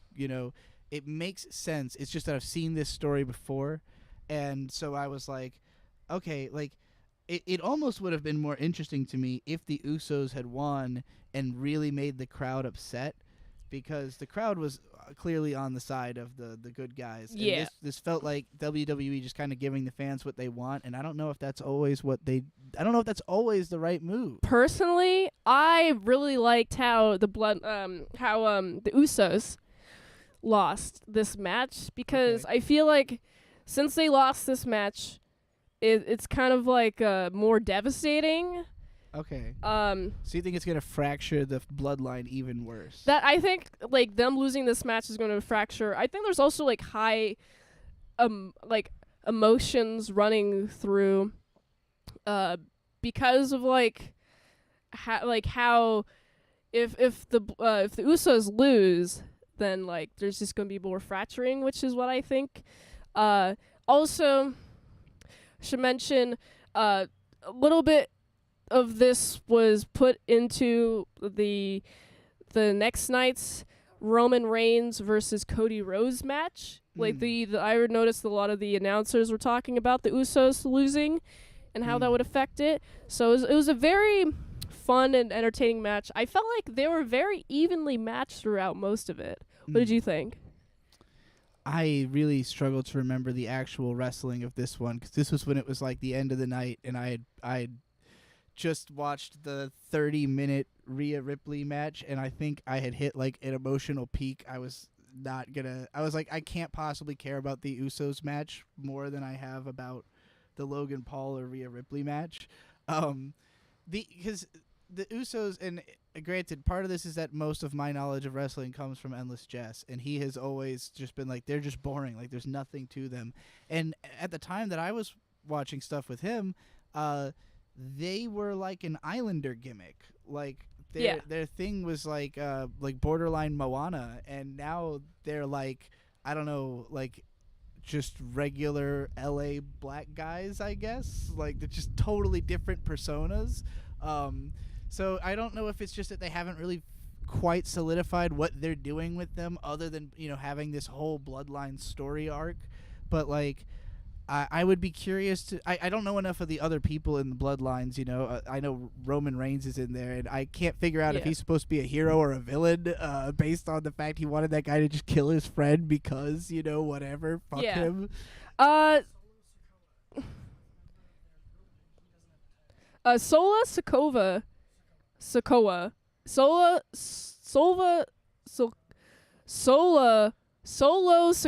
Wow, I can't pronounce that. Solo Sikoa. Solo Sikoa is in the fourth is already the fourth part of the bloodline. Wasn't on here though. He lost to Cody Rhodes before, so he wasn't in WrestleMania this year. I see. So we would have met that guy in here somewhere. And Roman Reigns fought on night 2, right? Yeah, he fought on night 2. I didn't see that.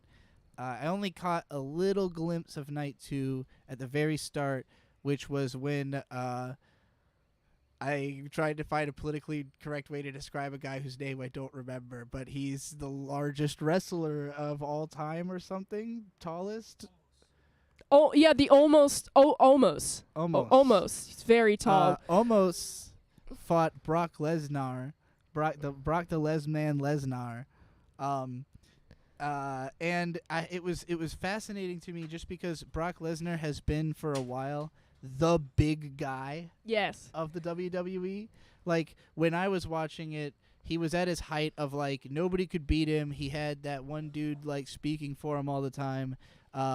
And he was like at the end of every Royal Rumble, they'd have to throw like 8 guys at him, and he'd just fucking bowl through them all. And like the only guy who was like even bigger than him at all was like the Big Show, but that guy is just fat, and Brock Lesnar is just a brick shit house. Right. But standing next to what's his name again? Yeah, Amos. Yeah. Standing next to Amos, Brock Lesnar looks small. He looks like a regular, like almost. Yeah, you're correct. If Amos was a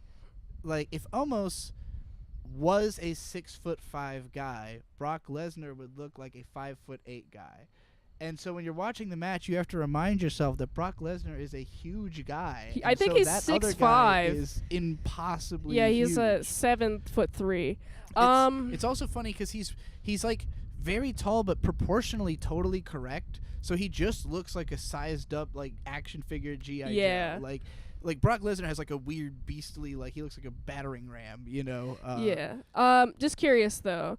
Do you have any final thoughts on the Usos versus Kevin Owens and Sam Zayn? Mostly that if you are into that kind of storyline, you're gay. You're just letting you know. It's time to come out of the closet. All right. So before we talk more about night 2, let's get into super chats. Woo! So we got one super chat from the Geek Getaway for $5. What YouTuber would I want to wrestle? Mint. I would want to wrestle very famous YouTuber Tony from Hack the Movies. Like, just in a fun way, but like genuinely. I don't know if they'll let you. I don't know if anybody will sanction. I think it would have to be a female. Tony from Hack the Movies. I think it had to be a female. Unless Tony gets a gender change, then you might have a shot. But you're not in the same weight class either. I guess that doesn't matter with wrestling. Yeah, what if we wrestled? That could be fun. You're a YouTuber. Have you ever imagined wrestling with me or thought about how that would go? You know, I haven't even thought about it, to be honest.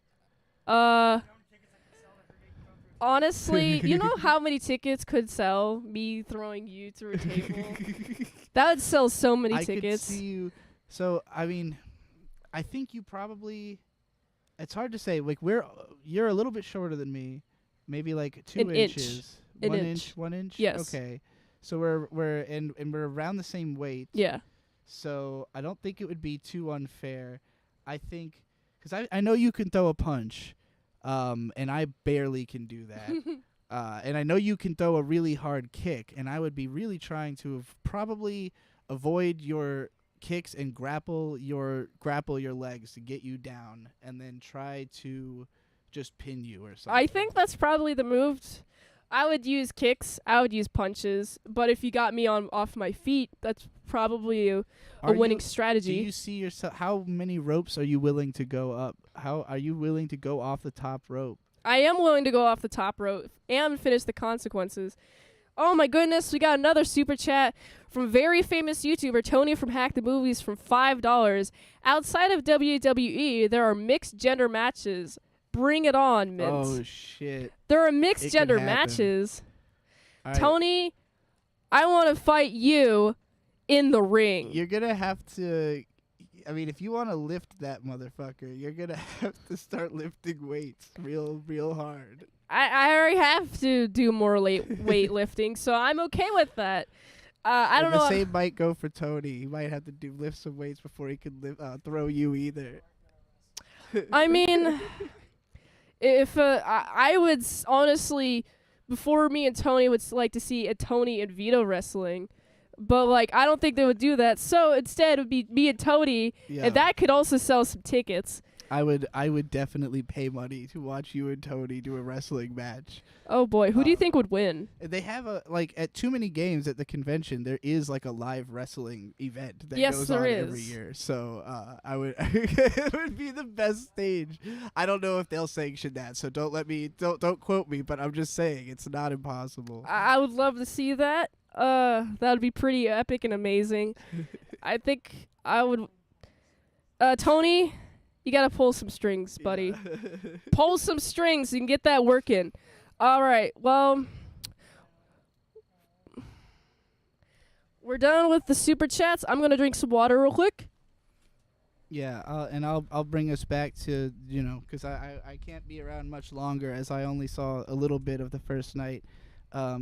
I saw enough of this fight to see that at the start it was just Brock Lesnar getting killed, like haplessly looking. And I'll say Brock Lesnar does not look like he has maintained the form he was in when he was like totally on top. Like when he was like, destroying everybody every Royal Rumble, he looked like a roided out monster. Now he looks like his form is, it's struggling to hold that level of form. Right. I know I'm literally criticizing this dude's body, but I am a heel, so don't forget that.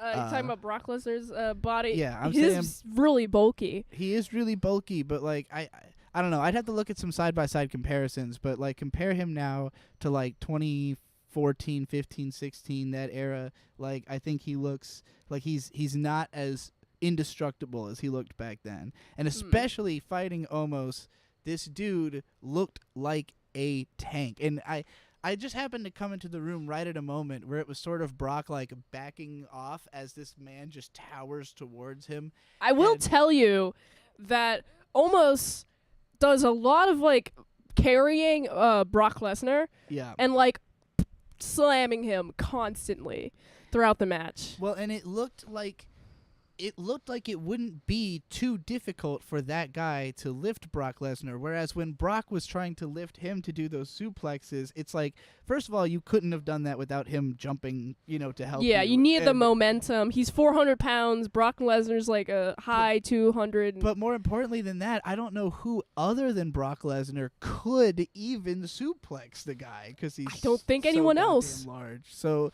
I don't know how much they're going to use that dude, because he's like literally too big. He's like unstoppable. Like He's so big, it's man. good. Like and so when Brock did win, just sort of by like literally, from what I understood, it seemed like Brock was basically getting destroyed for like 10 minutes straight, and then last minute suplexed him like 80 times. Yeah. And then he died, and that was how Brock won. There's a lot. Brock Lesnar, to his credit, can take a lot of beating. And then, like, when he suplexed Omos, I think Omos got, like, really winded because he's, like, 400 Yeah. pounds. And he's a 7'3", so, a lot of Yeah. blood circulation. I can't imagine the blood circulation issues with that guy.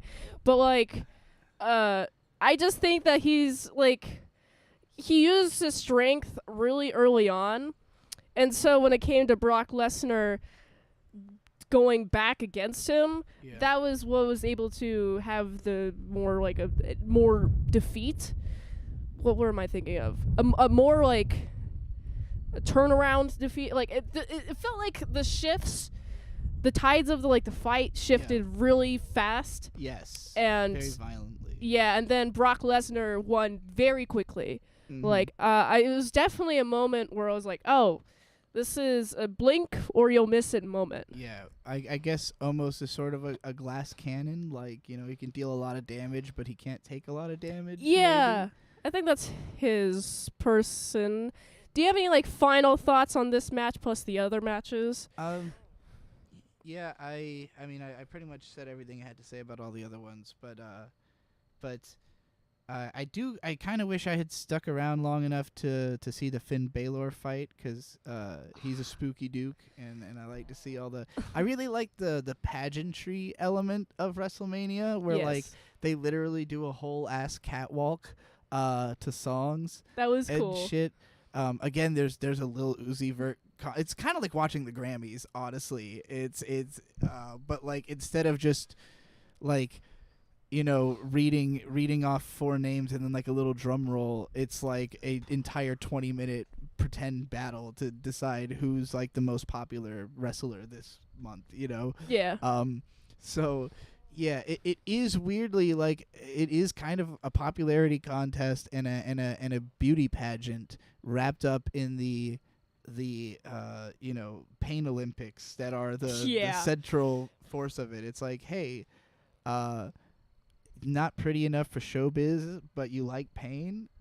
We got you right here in the WWE.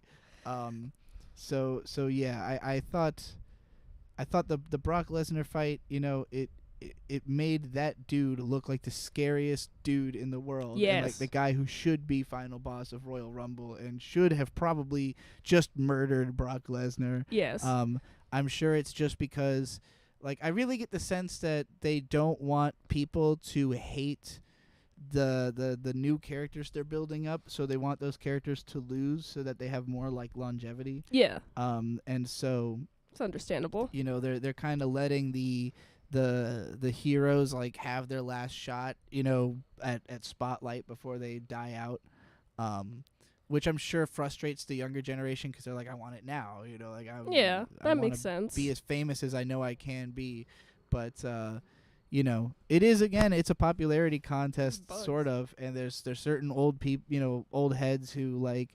There's certain people who have held on to being entertaining well into old age and therefore are able to, you know, keep having their spot.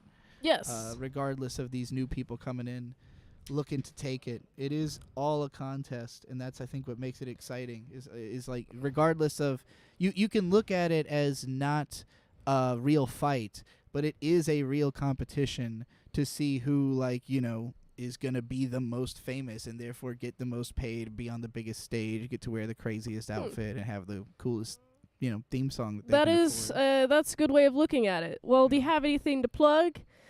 Yeah, my Substack, Golden Witch, goldenwitch.substack.com is where I write articles.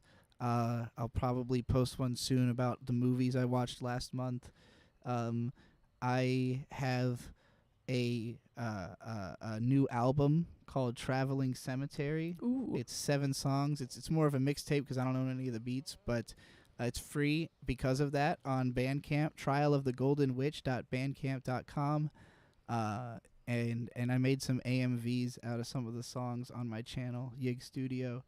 So yeah, that's all I could possibly. Oh yeah, and promote. Sucker Punch. You're part of Sucker Punch. Sucker Punch. I also have if you want to hear a lot more raps, if you hear that album and you're like, give me more of this, Sucker Punch, right here on this channel. ASC Presents. There's a whole playlist. You can check that yes. out. And Spotify. Yes, There Spotify. also, we have everything that's on here should also be on there. So You're also Yeah. on Picnic Adventure. the Picnic Adventure channel that Bird was promoting earlier, you know, I film and edit that, so I'm a pretty big part of it. I've got a bunch of them in the bank that I'm excited to get out there. So yeah, that's a never-ending journey. Take it with us. Heck yeah, it was very fun talking about wrestling with you. I got more matches to cover, but you have not seen them. This is night 2. Just taking a break Heel heat. for a second. Right. Peace out. I'm going to drink some water. And also read some super chats. We have the Geek Getaway for $5. I'd pay to see Mint and Tony versus Rhea and Vito. Oh man, that would be one fight. That'd be like I guess that would like each body type versus like 2 types of body types on each side. I feel like that would work. I'm also excited for April.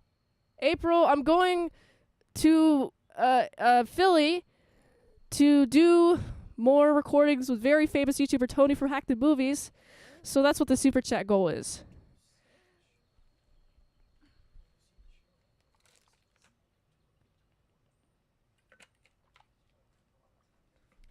The goal, I will go see the show, the WATP TDS live show crossover event. And then the goal is to extend that after that to work more with very famous YouTuber Tony from Hack the Movies. So all money goes to that for tonight and any other times that I'm live streaming.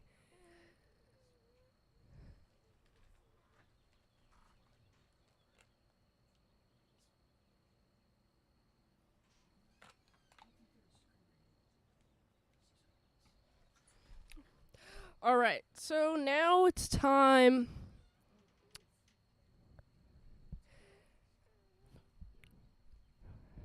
Now, we covered Brock Lesnar versus Omos, and Omos is a really big guy. I mainly agree with Trixie there. Very big guy. I wanted him to win, but he didn't, which is very sad. But then we had the Ronda Rousey and Shayna Baszler, I'm probably pronouncing that wrong, versus Liv Morgan and Raquel Rodriguez, Nadala and Shotzi And then Chelsea Green and Sonya Deville. Ooh, yeah. You're thinking of Natalia, by the way. Or Natalia. you're reading Natalia. That's her name is Natalia. Okay. I was enjoying this match.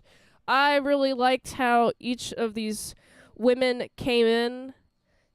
I changed the lighting to signify Also, the lighting has changed to signify the second day for the VOD. That's why the lighting has changed. And I really especially like how each female entered the ring. Ronda Rousey is pretty tough, right?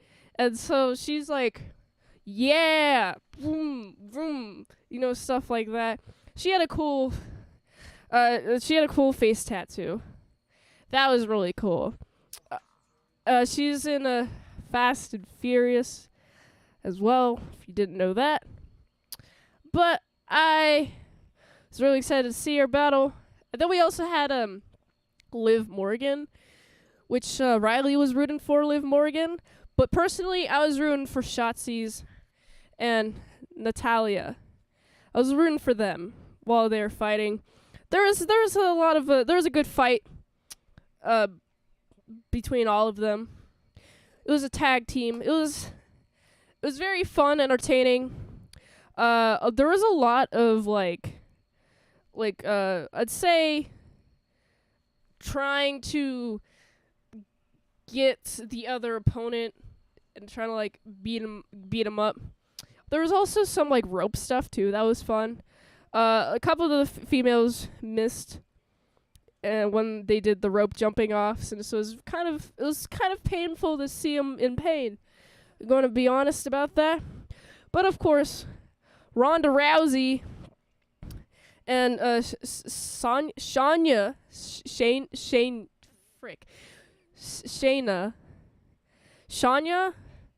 Baszler, they won. They're winning, and and the way that they won, I felt was very sudden.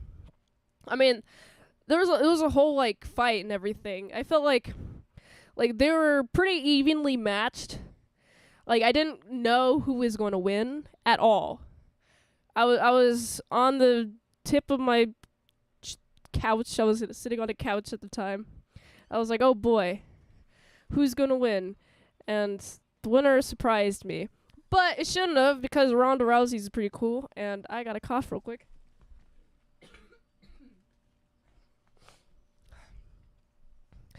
Yeah, other than that, the second night, I'd say I was excited for different things than the first night, because Rey Mysterio does appear in the second night, but he's not fighting. But I do like how when Ronda Rousey wins, she's like, yeah, I'm big winner. And I think she deserved to win. She definitely deserved to win. And I think, hopefully, my girl Shotzi wins sometime. I'm sick salad, so that's why I'm coughing. I gotta drink some water real quick.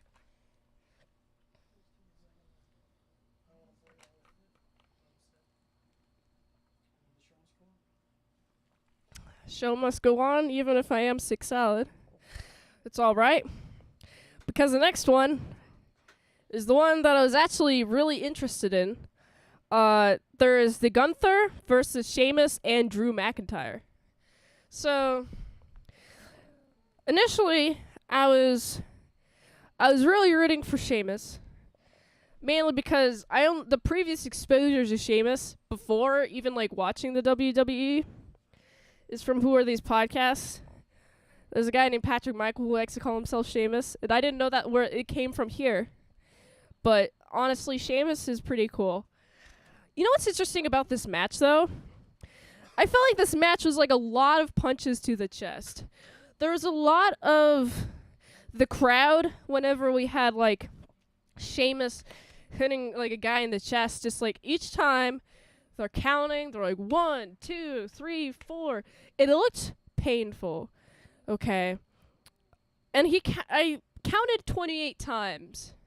It was 28 times Sheamus hit this guy in the chest, and all of their chests looked pretty red by the end of it.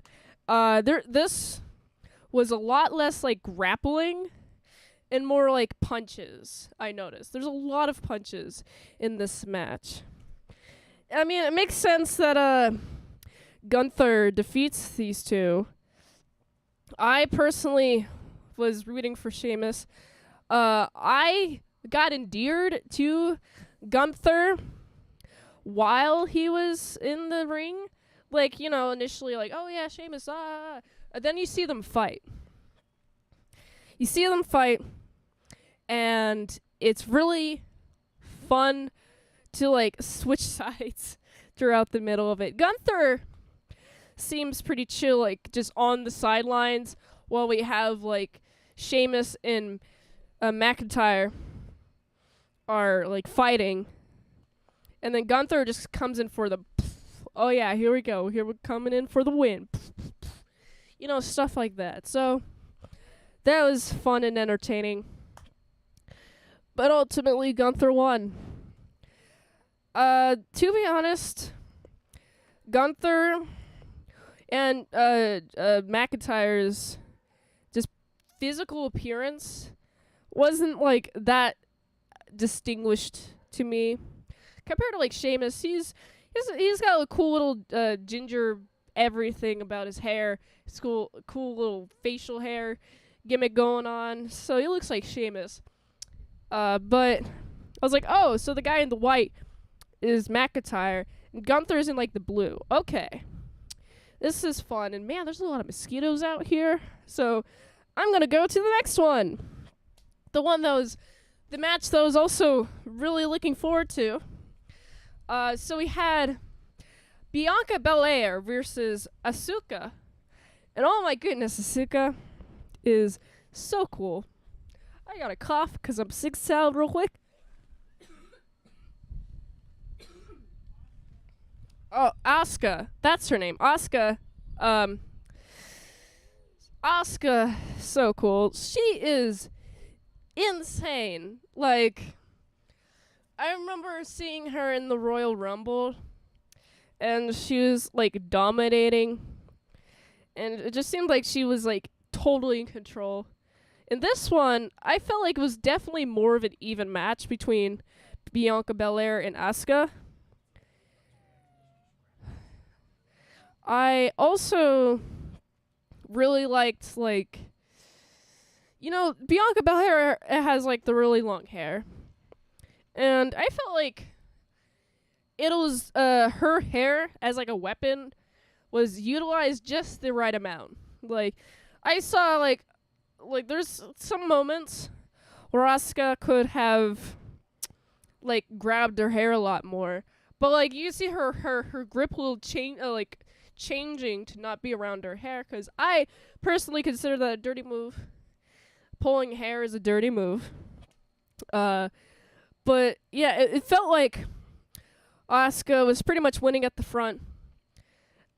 She was delivering a lot of fun blows, but I also felt like Bianca Belair could take it and could carry Asuka, which I was surprised. Like, there's some moves where it's like, oh, Asuka should win.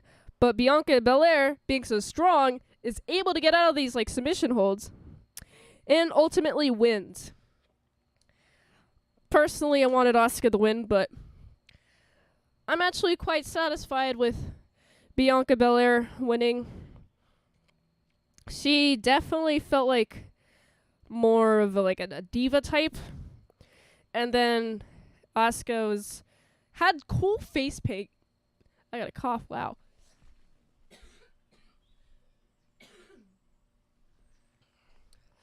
And then also, yeah, Asuka had cool face paint. She had gold and white, and I thought that was really cool.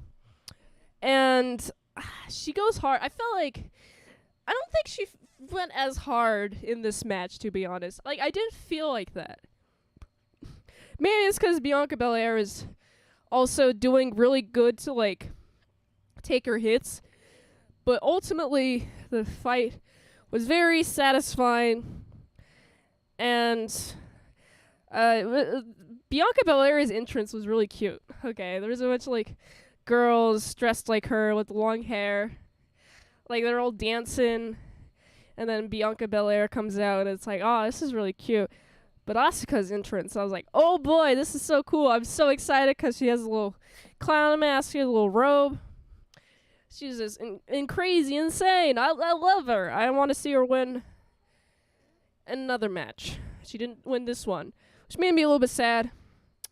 I'm going to spray myself because, you know, bugs and stuff. I remember last year, I was just covered in bug bites, even with bug spray, because you got them tiger mosquitoes, right? Hold on.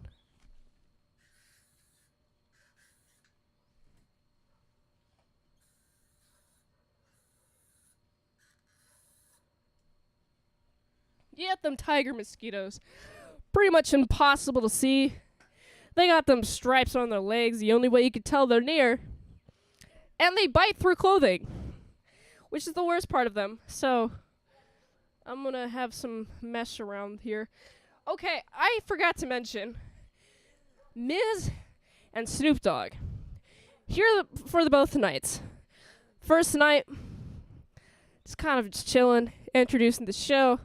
But the second, like, you know, like Snoop Dogg pulls up in a convertible. It's pretty great. But the second night, what's crazy is that there was a surprise match between The Miz and Snoop Dogg and Shane McMahon's return. Vince McMahon's son, as I hear. I was like, who is that guy? Wow, he's coming. Here he is. Here he's coming. Also, man, Snoop gave The Miz the people's elbow. He did a little elbow move.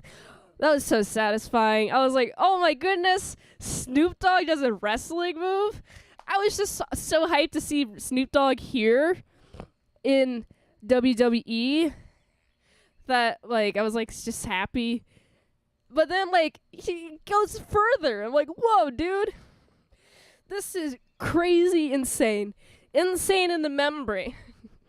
So I enjoyed that. I believe Snoop Dogg wins.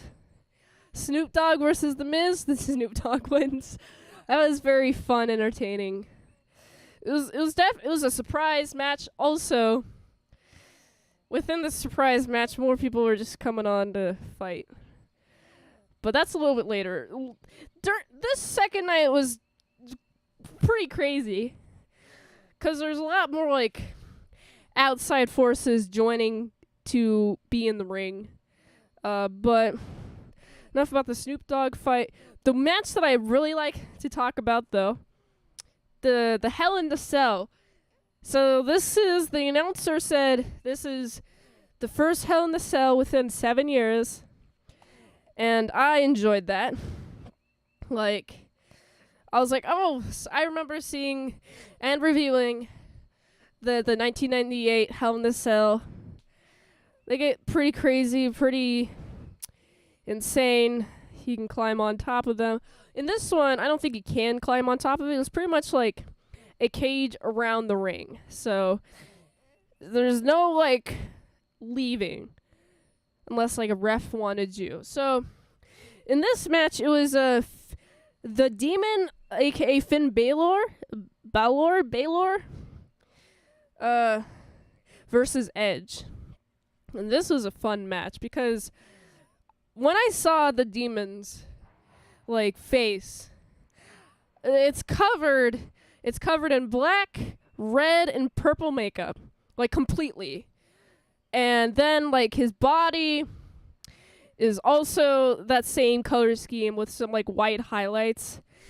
Really cool body makeup. Like, I loved it. Like, I was like, oh my goodness, I'm so down to see more wrestlers with more elaborate body paint like this one. And there probably has been in the past, but this is definitely my first exposure to it. But if there is a favorite wrestler with body paint that you have, let me know in the comments. But this was a pretty insane match. I was not expecting the stuff from underneath the ring to come out. I mean, that comes out every match, it seems, almost every match, but this one especially. A lot of stuff was coming out. I really like the color-coded steel chairs. It had red, purple, and black. Well, that was a nice touch. It could have been green, but it wasn't, so that was nice. And there's a lot of throwing each other against the fence of the outside. And also, I really like how just rubbing rubbing the opponent's face on the little outside fence is a very fun. It's a fun weapon. It's a fun way to torture your opponent, but this match gets even crazier. Okay, because you have the Demon versus Edge. They're fighting with steel chairs. A ladder gets involved, and the Edge throws the ladder at the Demon. And from what I saw, it looked like he caught some of the ladder, but his head got hit with the little middle portion. And so there's a lot of blood on the little mat. A lot of blood. It was there for the rest of the match. Just how much blood there was. I also, after that happened, I like how much Edge was just doing stuff. Oh yeah, I'm gonna set this ladder open. Now let's close it. Let's move stuff around. As we see what's happening with the Demon. I didn't see this until today. His head got pretty much open from the hairline to the middle of the head. So he got a really bad head wound. And that was pretty insane. I was like, man, he got a terrible head wound. He should definitely win, okay? But he doesn't. He doesn't win. The Edge wins. I was so rooting for the Demon, man. I love the detail of seeing his makeup coming off of him. Partially off of his chest, partially off of his head. And then when after he bled everywhere, it's really hard to tell where he's bleeding. I thought it was his face, because it was oh, where's the bleeding on his face? I don't see it. But good on him for toughing it out. But eventually, the Edge wins. That made me sad.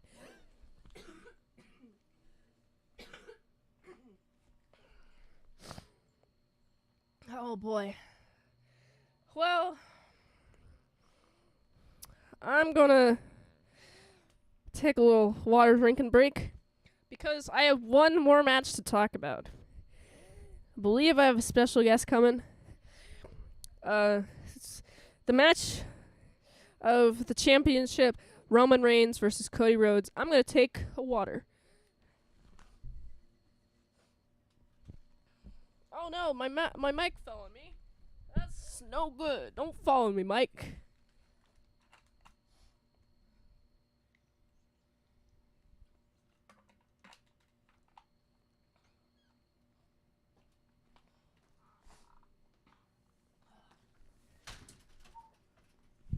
And introducing again Bird Stork. He'll be here momentarily. Yes, we're talking about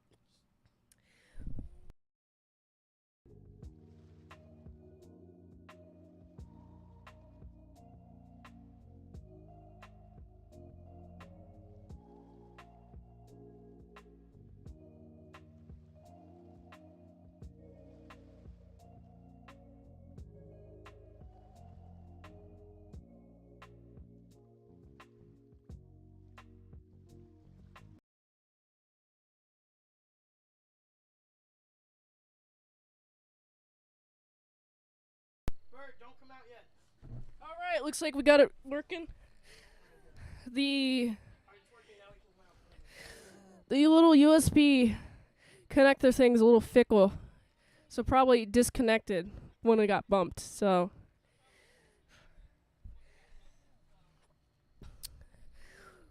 ooh boy, I'm gonna drink some water. Oh my goodness. This last match I'm gonna be talking about with Bird Stork. This is the last match. Wow, what good timing I have. Could you get on the mic, please? No.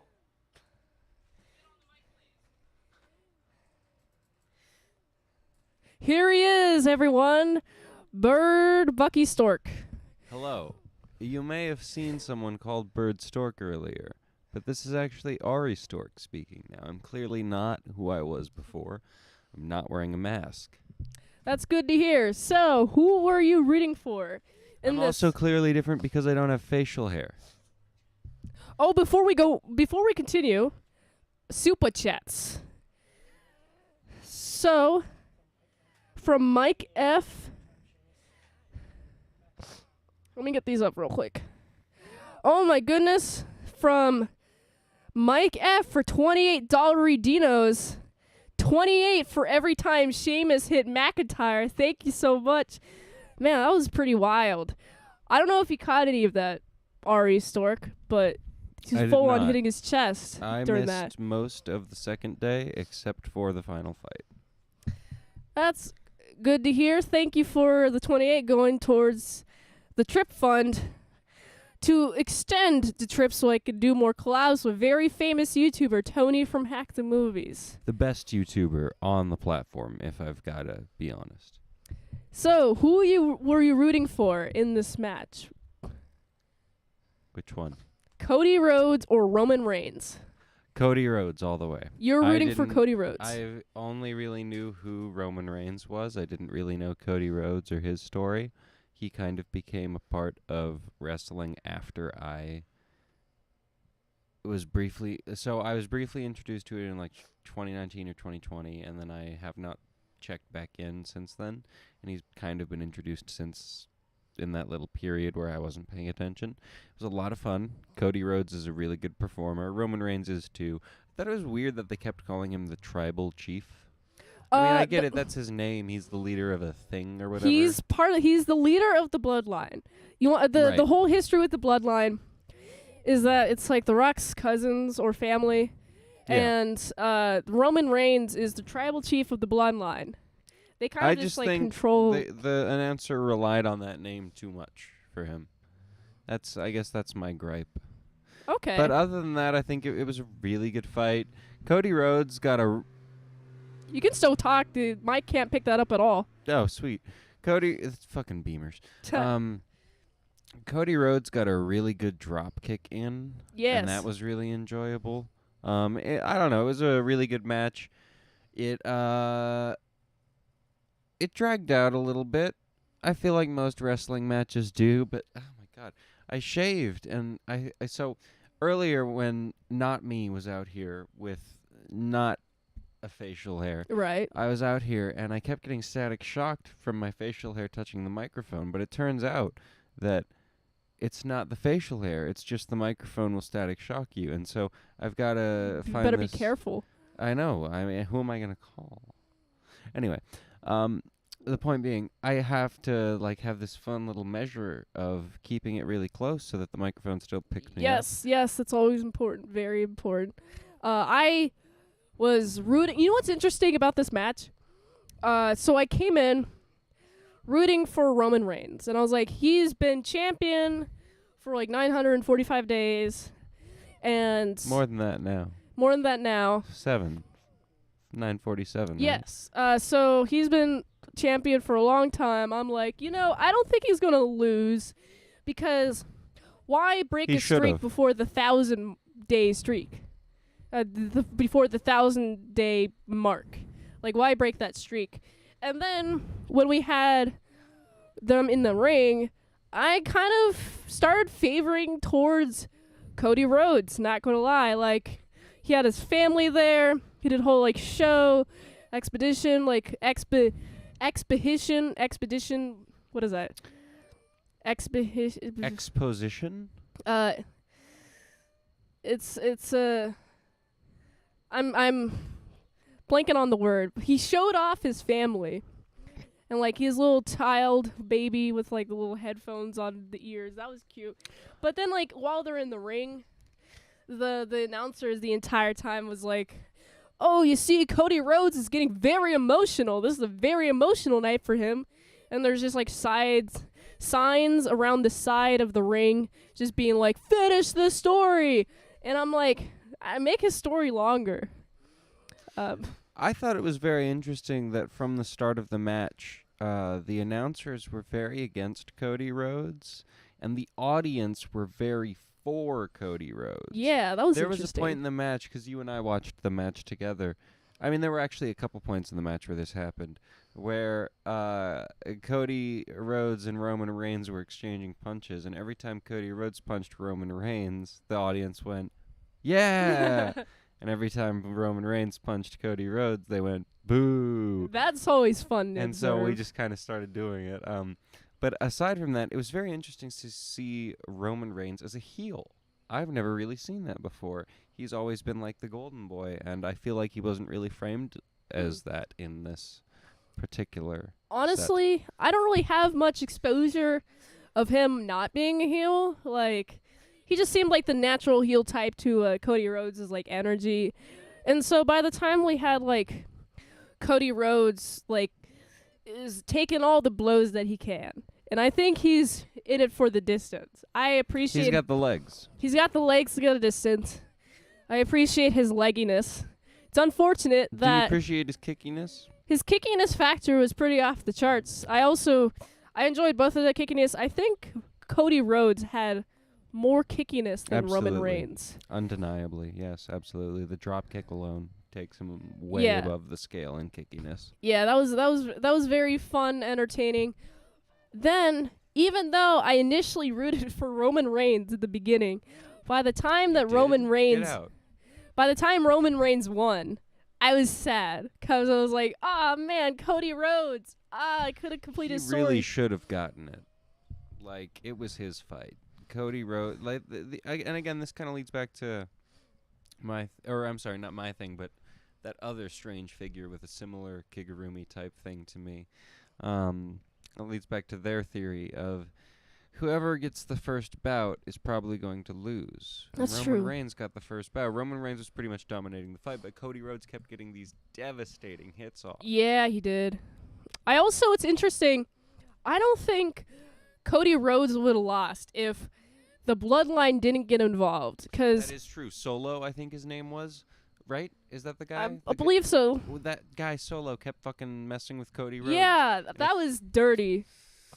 And it was just because Roman Reigns kept the ref distracted, and I thought I don't know. I expect better out of Roman Reigns, which might be wrong of me. You seem to know him as a heel, and I've only really known him as a face. So, You know, I was really liking when the ref caught Solo the last time. It was like, "Hey, you're out of here. you're out of here. Get out, skedaddle." That was fun. Skedaddle. That was very fun. I also quite enjoyed just seeing the Usos come, and then also Sami Zayn and Kevin Owens. Right? yes, Yeah. they also came when the So ref. the Usos attacked Cody, yeah, it's Cody. I'm sorry. I keep thinking I'm calling him Dusty. Cody Rhodes, yes? That's Cody Rhodes. Cody Rhodes. So the Usos attacked Cody Rhodes out of nowhere, and then right in the middle of their attack on Cody Rhodes, Sami Zayn. and Yeah. Kevin Owens come Yes. in and absolutely destroy the Usos. This And is I believe they fought the previous night, right? yes. Also, this is with the ref is not looking. The ref got knocked out. Right, because Cody Rhodes likes to kick a lot, and he accidentally kicked the ref. Yeah. Oops, it happens, you know. This WrestleMania was filled with a lot of fun, like, extracurricular stuff, I guess Yeah. I'll call it, of, like, chairs and the ref not looking or the ref being hit or stuff like that. it's a lot more fun storyline wise. I also think because of the manner of which Roman Reigns won, I think it's like more flexibility for Cody Rhodes to win in the future, because it's like he should have won, but he didn't. And he's going to have to win a lot to, get to challenge Roman Reigns again. Or someone completely weird and different is going to come and take Roman Reigns' championship, and then Cody Rhodes will have to defeat them. I don't know. There's a lot of stuff to go. There's a lot of places to go is what I mean to say. And I'm really excited to see what happens, especially with the UFC merger. Yeah, that's exciting.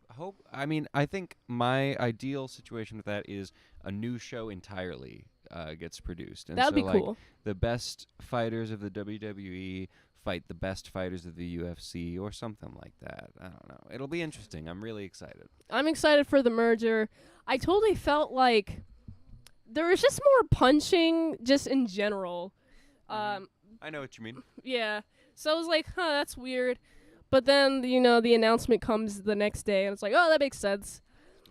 Yeah. So, would you say that the punchiness was on par with your standard? Sorry. All right, there we go. The mic went out for a second. You said, what was your question again? What was your question again?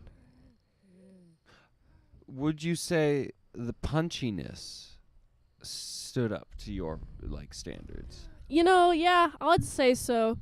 I wasn't expecting the punchiness, but I was definitely intrigued. What do you think was better in this event, the punchiness or the kickiness? I think the kickiness was better. I would say there were a lot of very satisfying kicks. A ton of satisfying kicks, especially in the last round. It seemed like the audience was sad when Cody Rhodes lost, and so was I. I was also very sad. So I've got a question for you.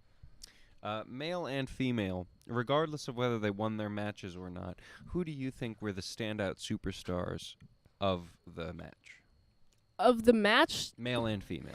Male and sorry, female. Not the match, the event. The event. Which ones were standout? Yeah. You can separate it to both days if you want, but that gives you more work. For female, I honestly think Rhea Ripley stood out the most to me. I absolutely agree with you, mommy. And then for the males, it was for me. It was either Dominic or Cody Rhodes. Interesting choices. For female, I'm definitely with you on the Rhea Ripley. For male, though, I wouldn't. It's not Dominic for me. I'm sad I missed Drew McIntyre's match. It sounded like good stuff happened there. I really liked it. It was very fun. Who won that match? It was Gunther, actually. I don't know who that is, so cool. All right. Reigning Intercontinental. Was Shinsuke Nakamura at WrestleMania at all? Okay. What'd you say? I asked if a wrestler was there, and I was told no. Let's see. Do you have any final thoughts on this last night? Like, how did you feel when you stopped watching?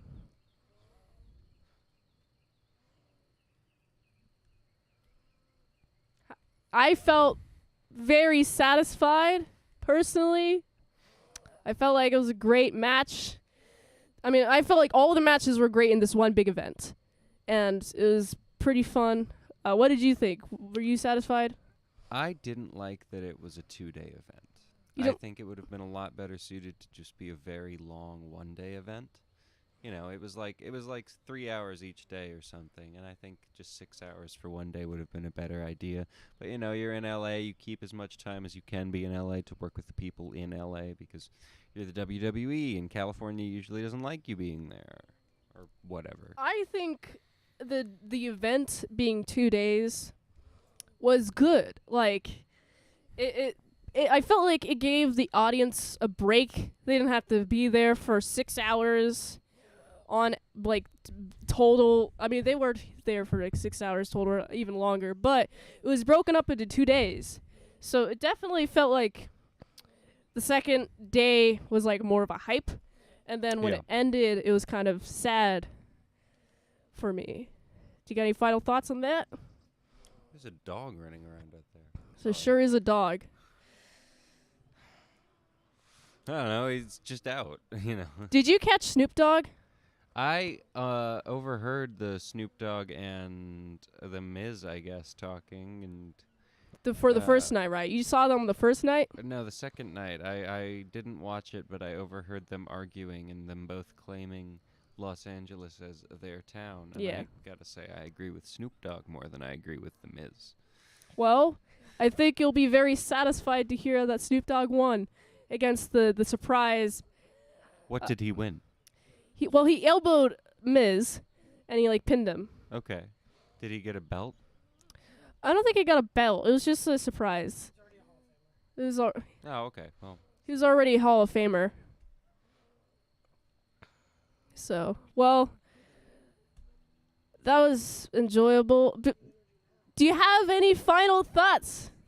you've asked me that, and I have already asked that 3 times. Do you have anything else to plug? You plugged earlier, I but plug did. again. So I actually didn't plug earlier. It wasn't me. It was a different person.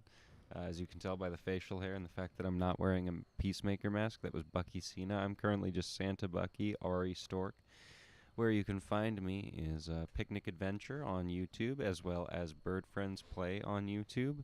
I've been told that I've recently just reached a very nice view count of 12,000 of the whole channel. So yeah, check me out there. Bird Friends Play, Picnic Adventure. Thank you. Wrestling. So I Bada bing. bada boom. Gabagool. So I don't have any more super chats for the night, so I'm just going to end this stream. If you liked this review, watch another one. YouTube really likes that. You can also like, comment, subscribe, share this video with everyone you know.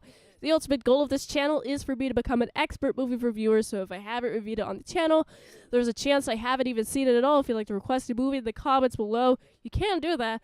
Or you can fast track a movie review request to patreon.com/ASCpresents. $20 a month for one movie review per 1 month. $3 a month if you want to get early access to how to draw Pokemon tutorials, you do that. And if you like to help support the daily grindiness, you go to this to Linktree, my Linktree in the description. So you can go check that out. And I'll see y'all for Backlash. Mid-Salad Saw, Backlash. May 7th. Right after Backlash. So I'll see you guys then. Have a nice night. Have a good time. Bye-bye.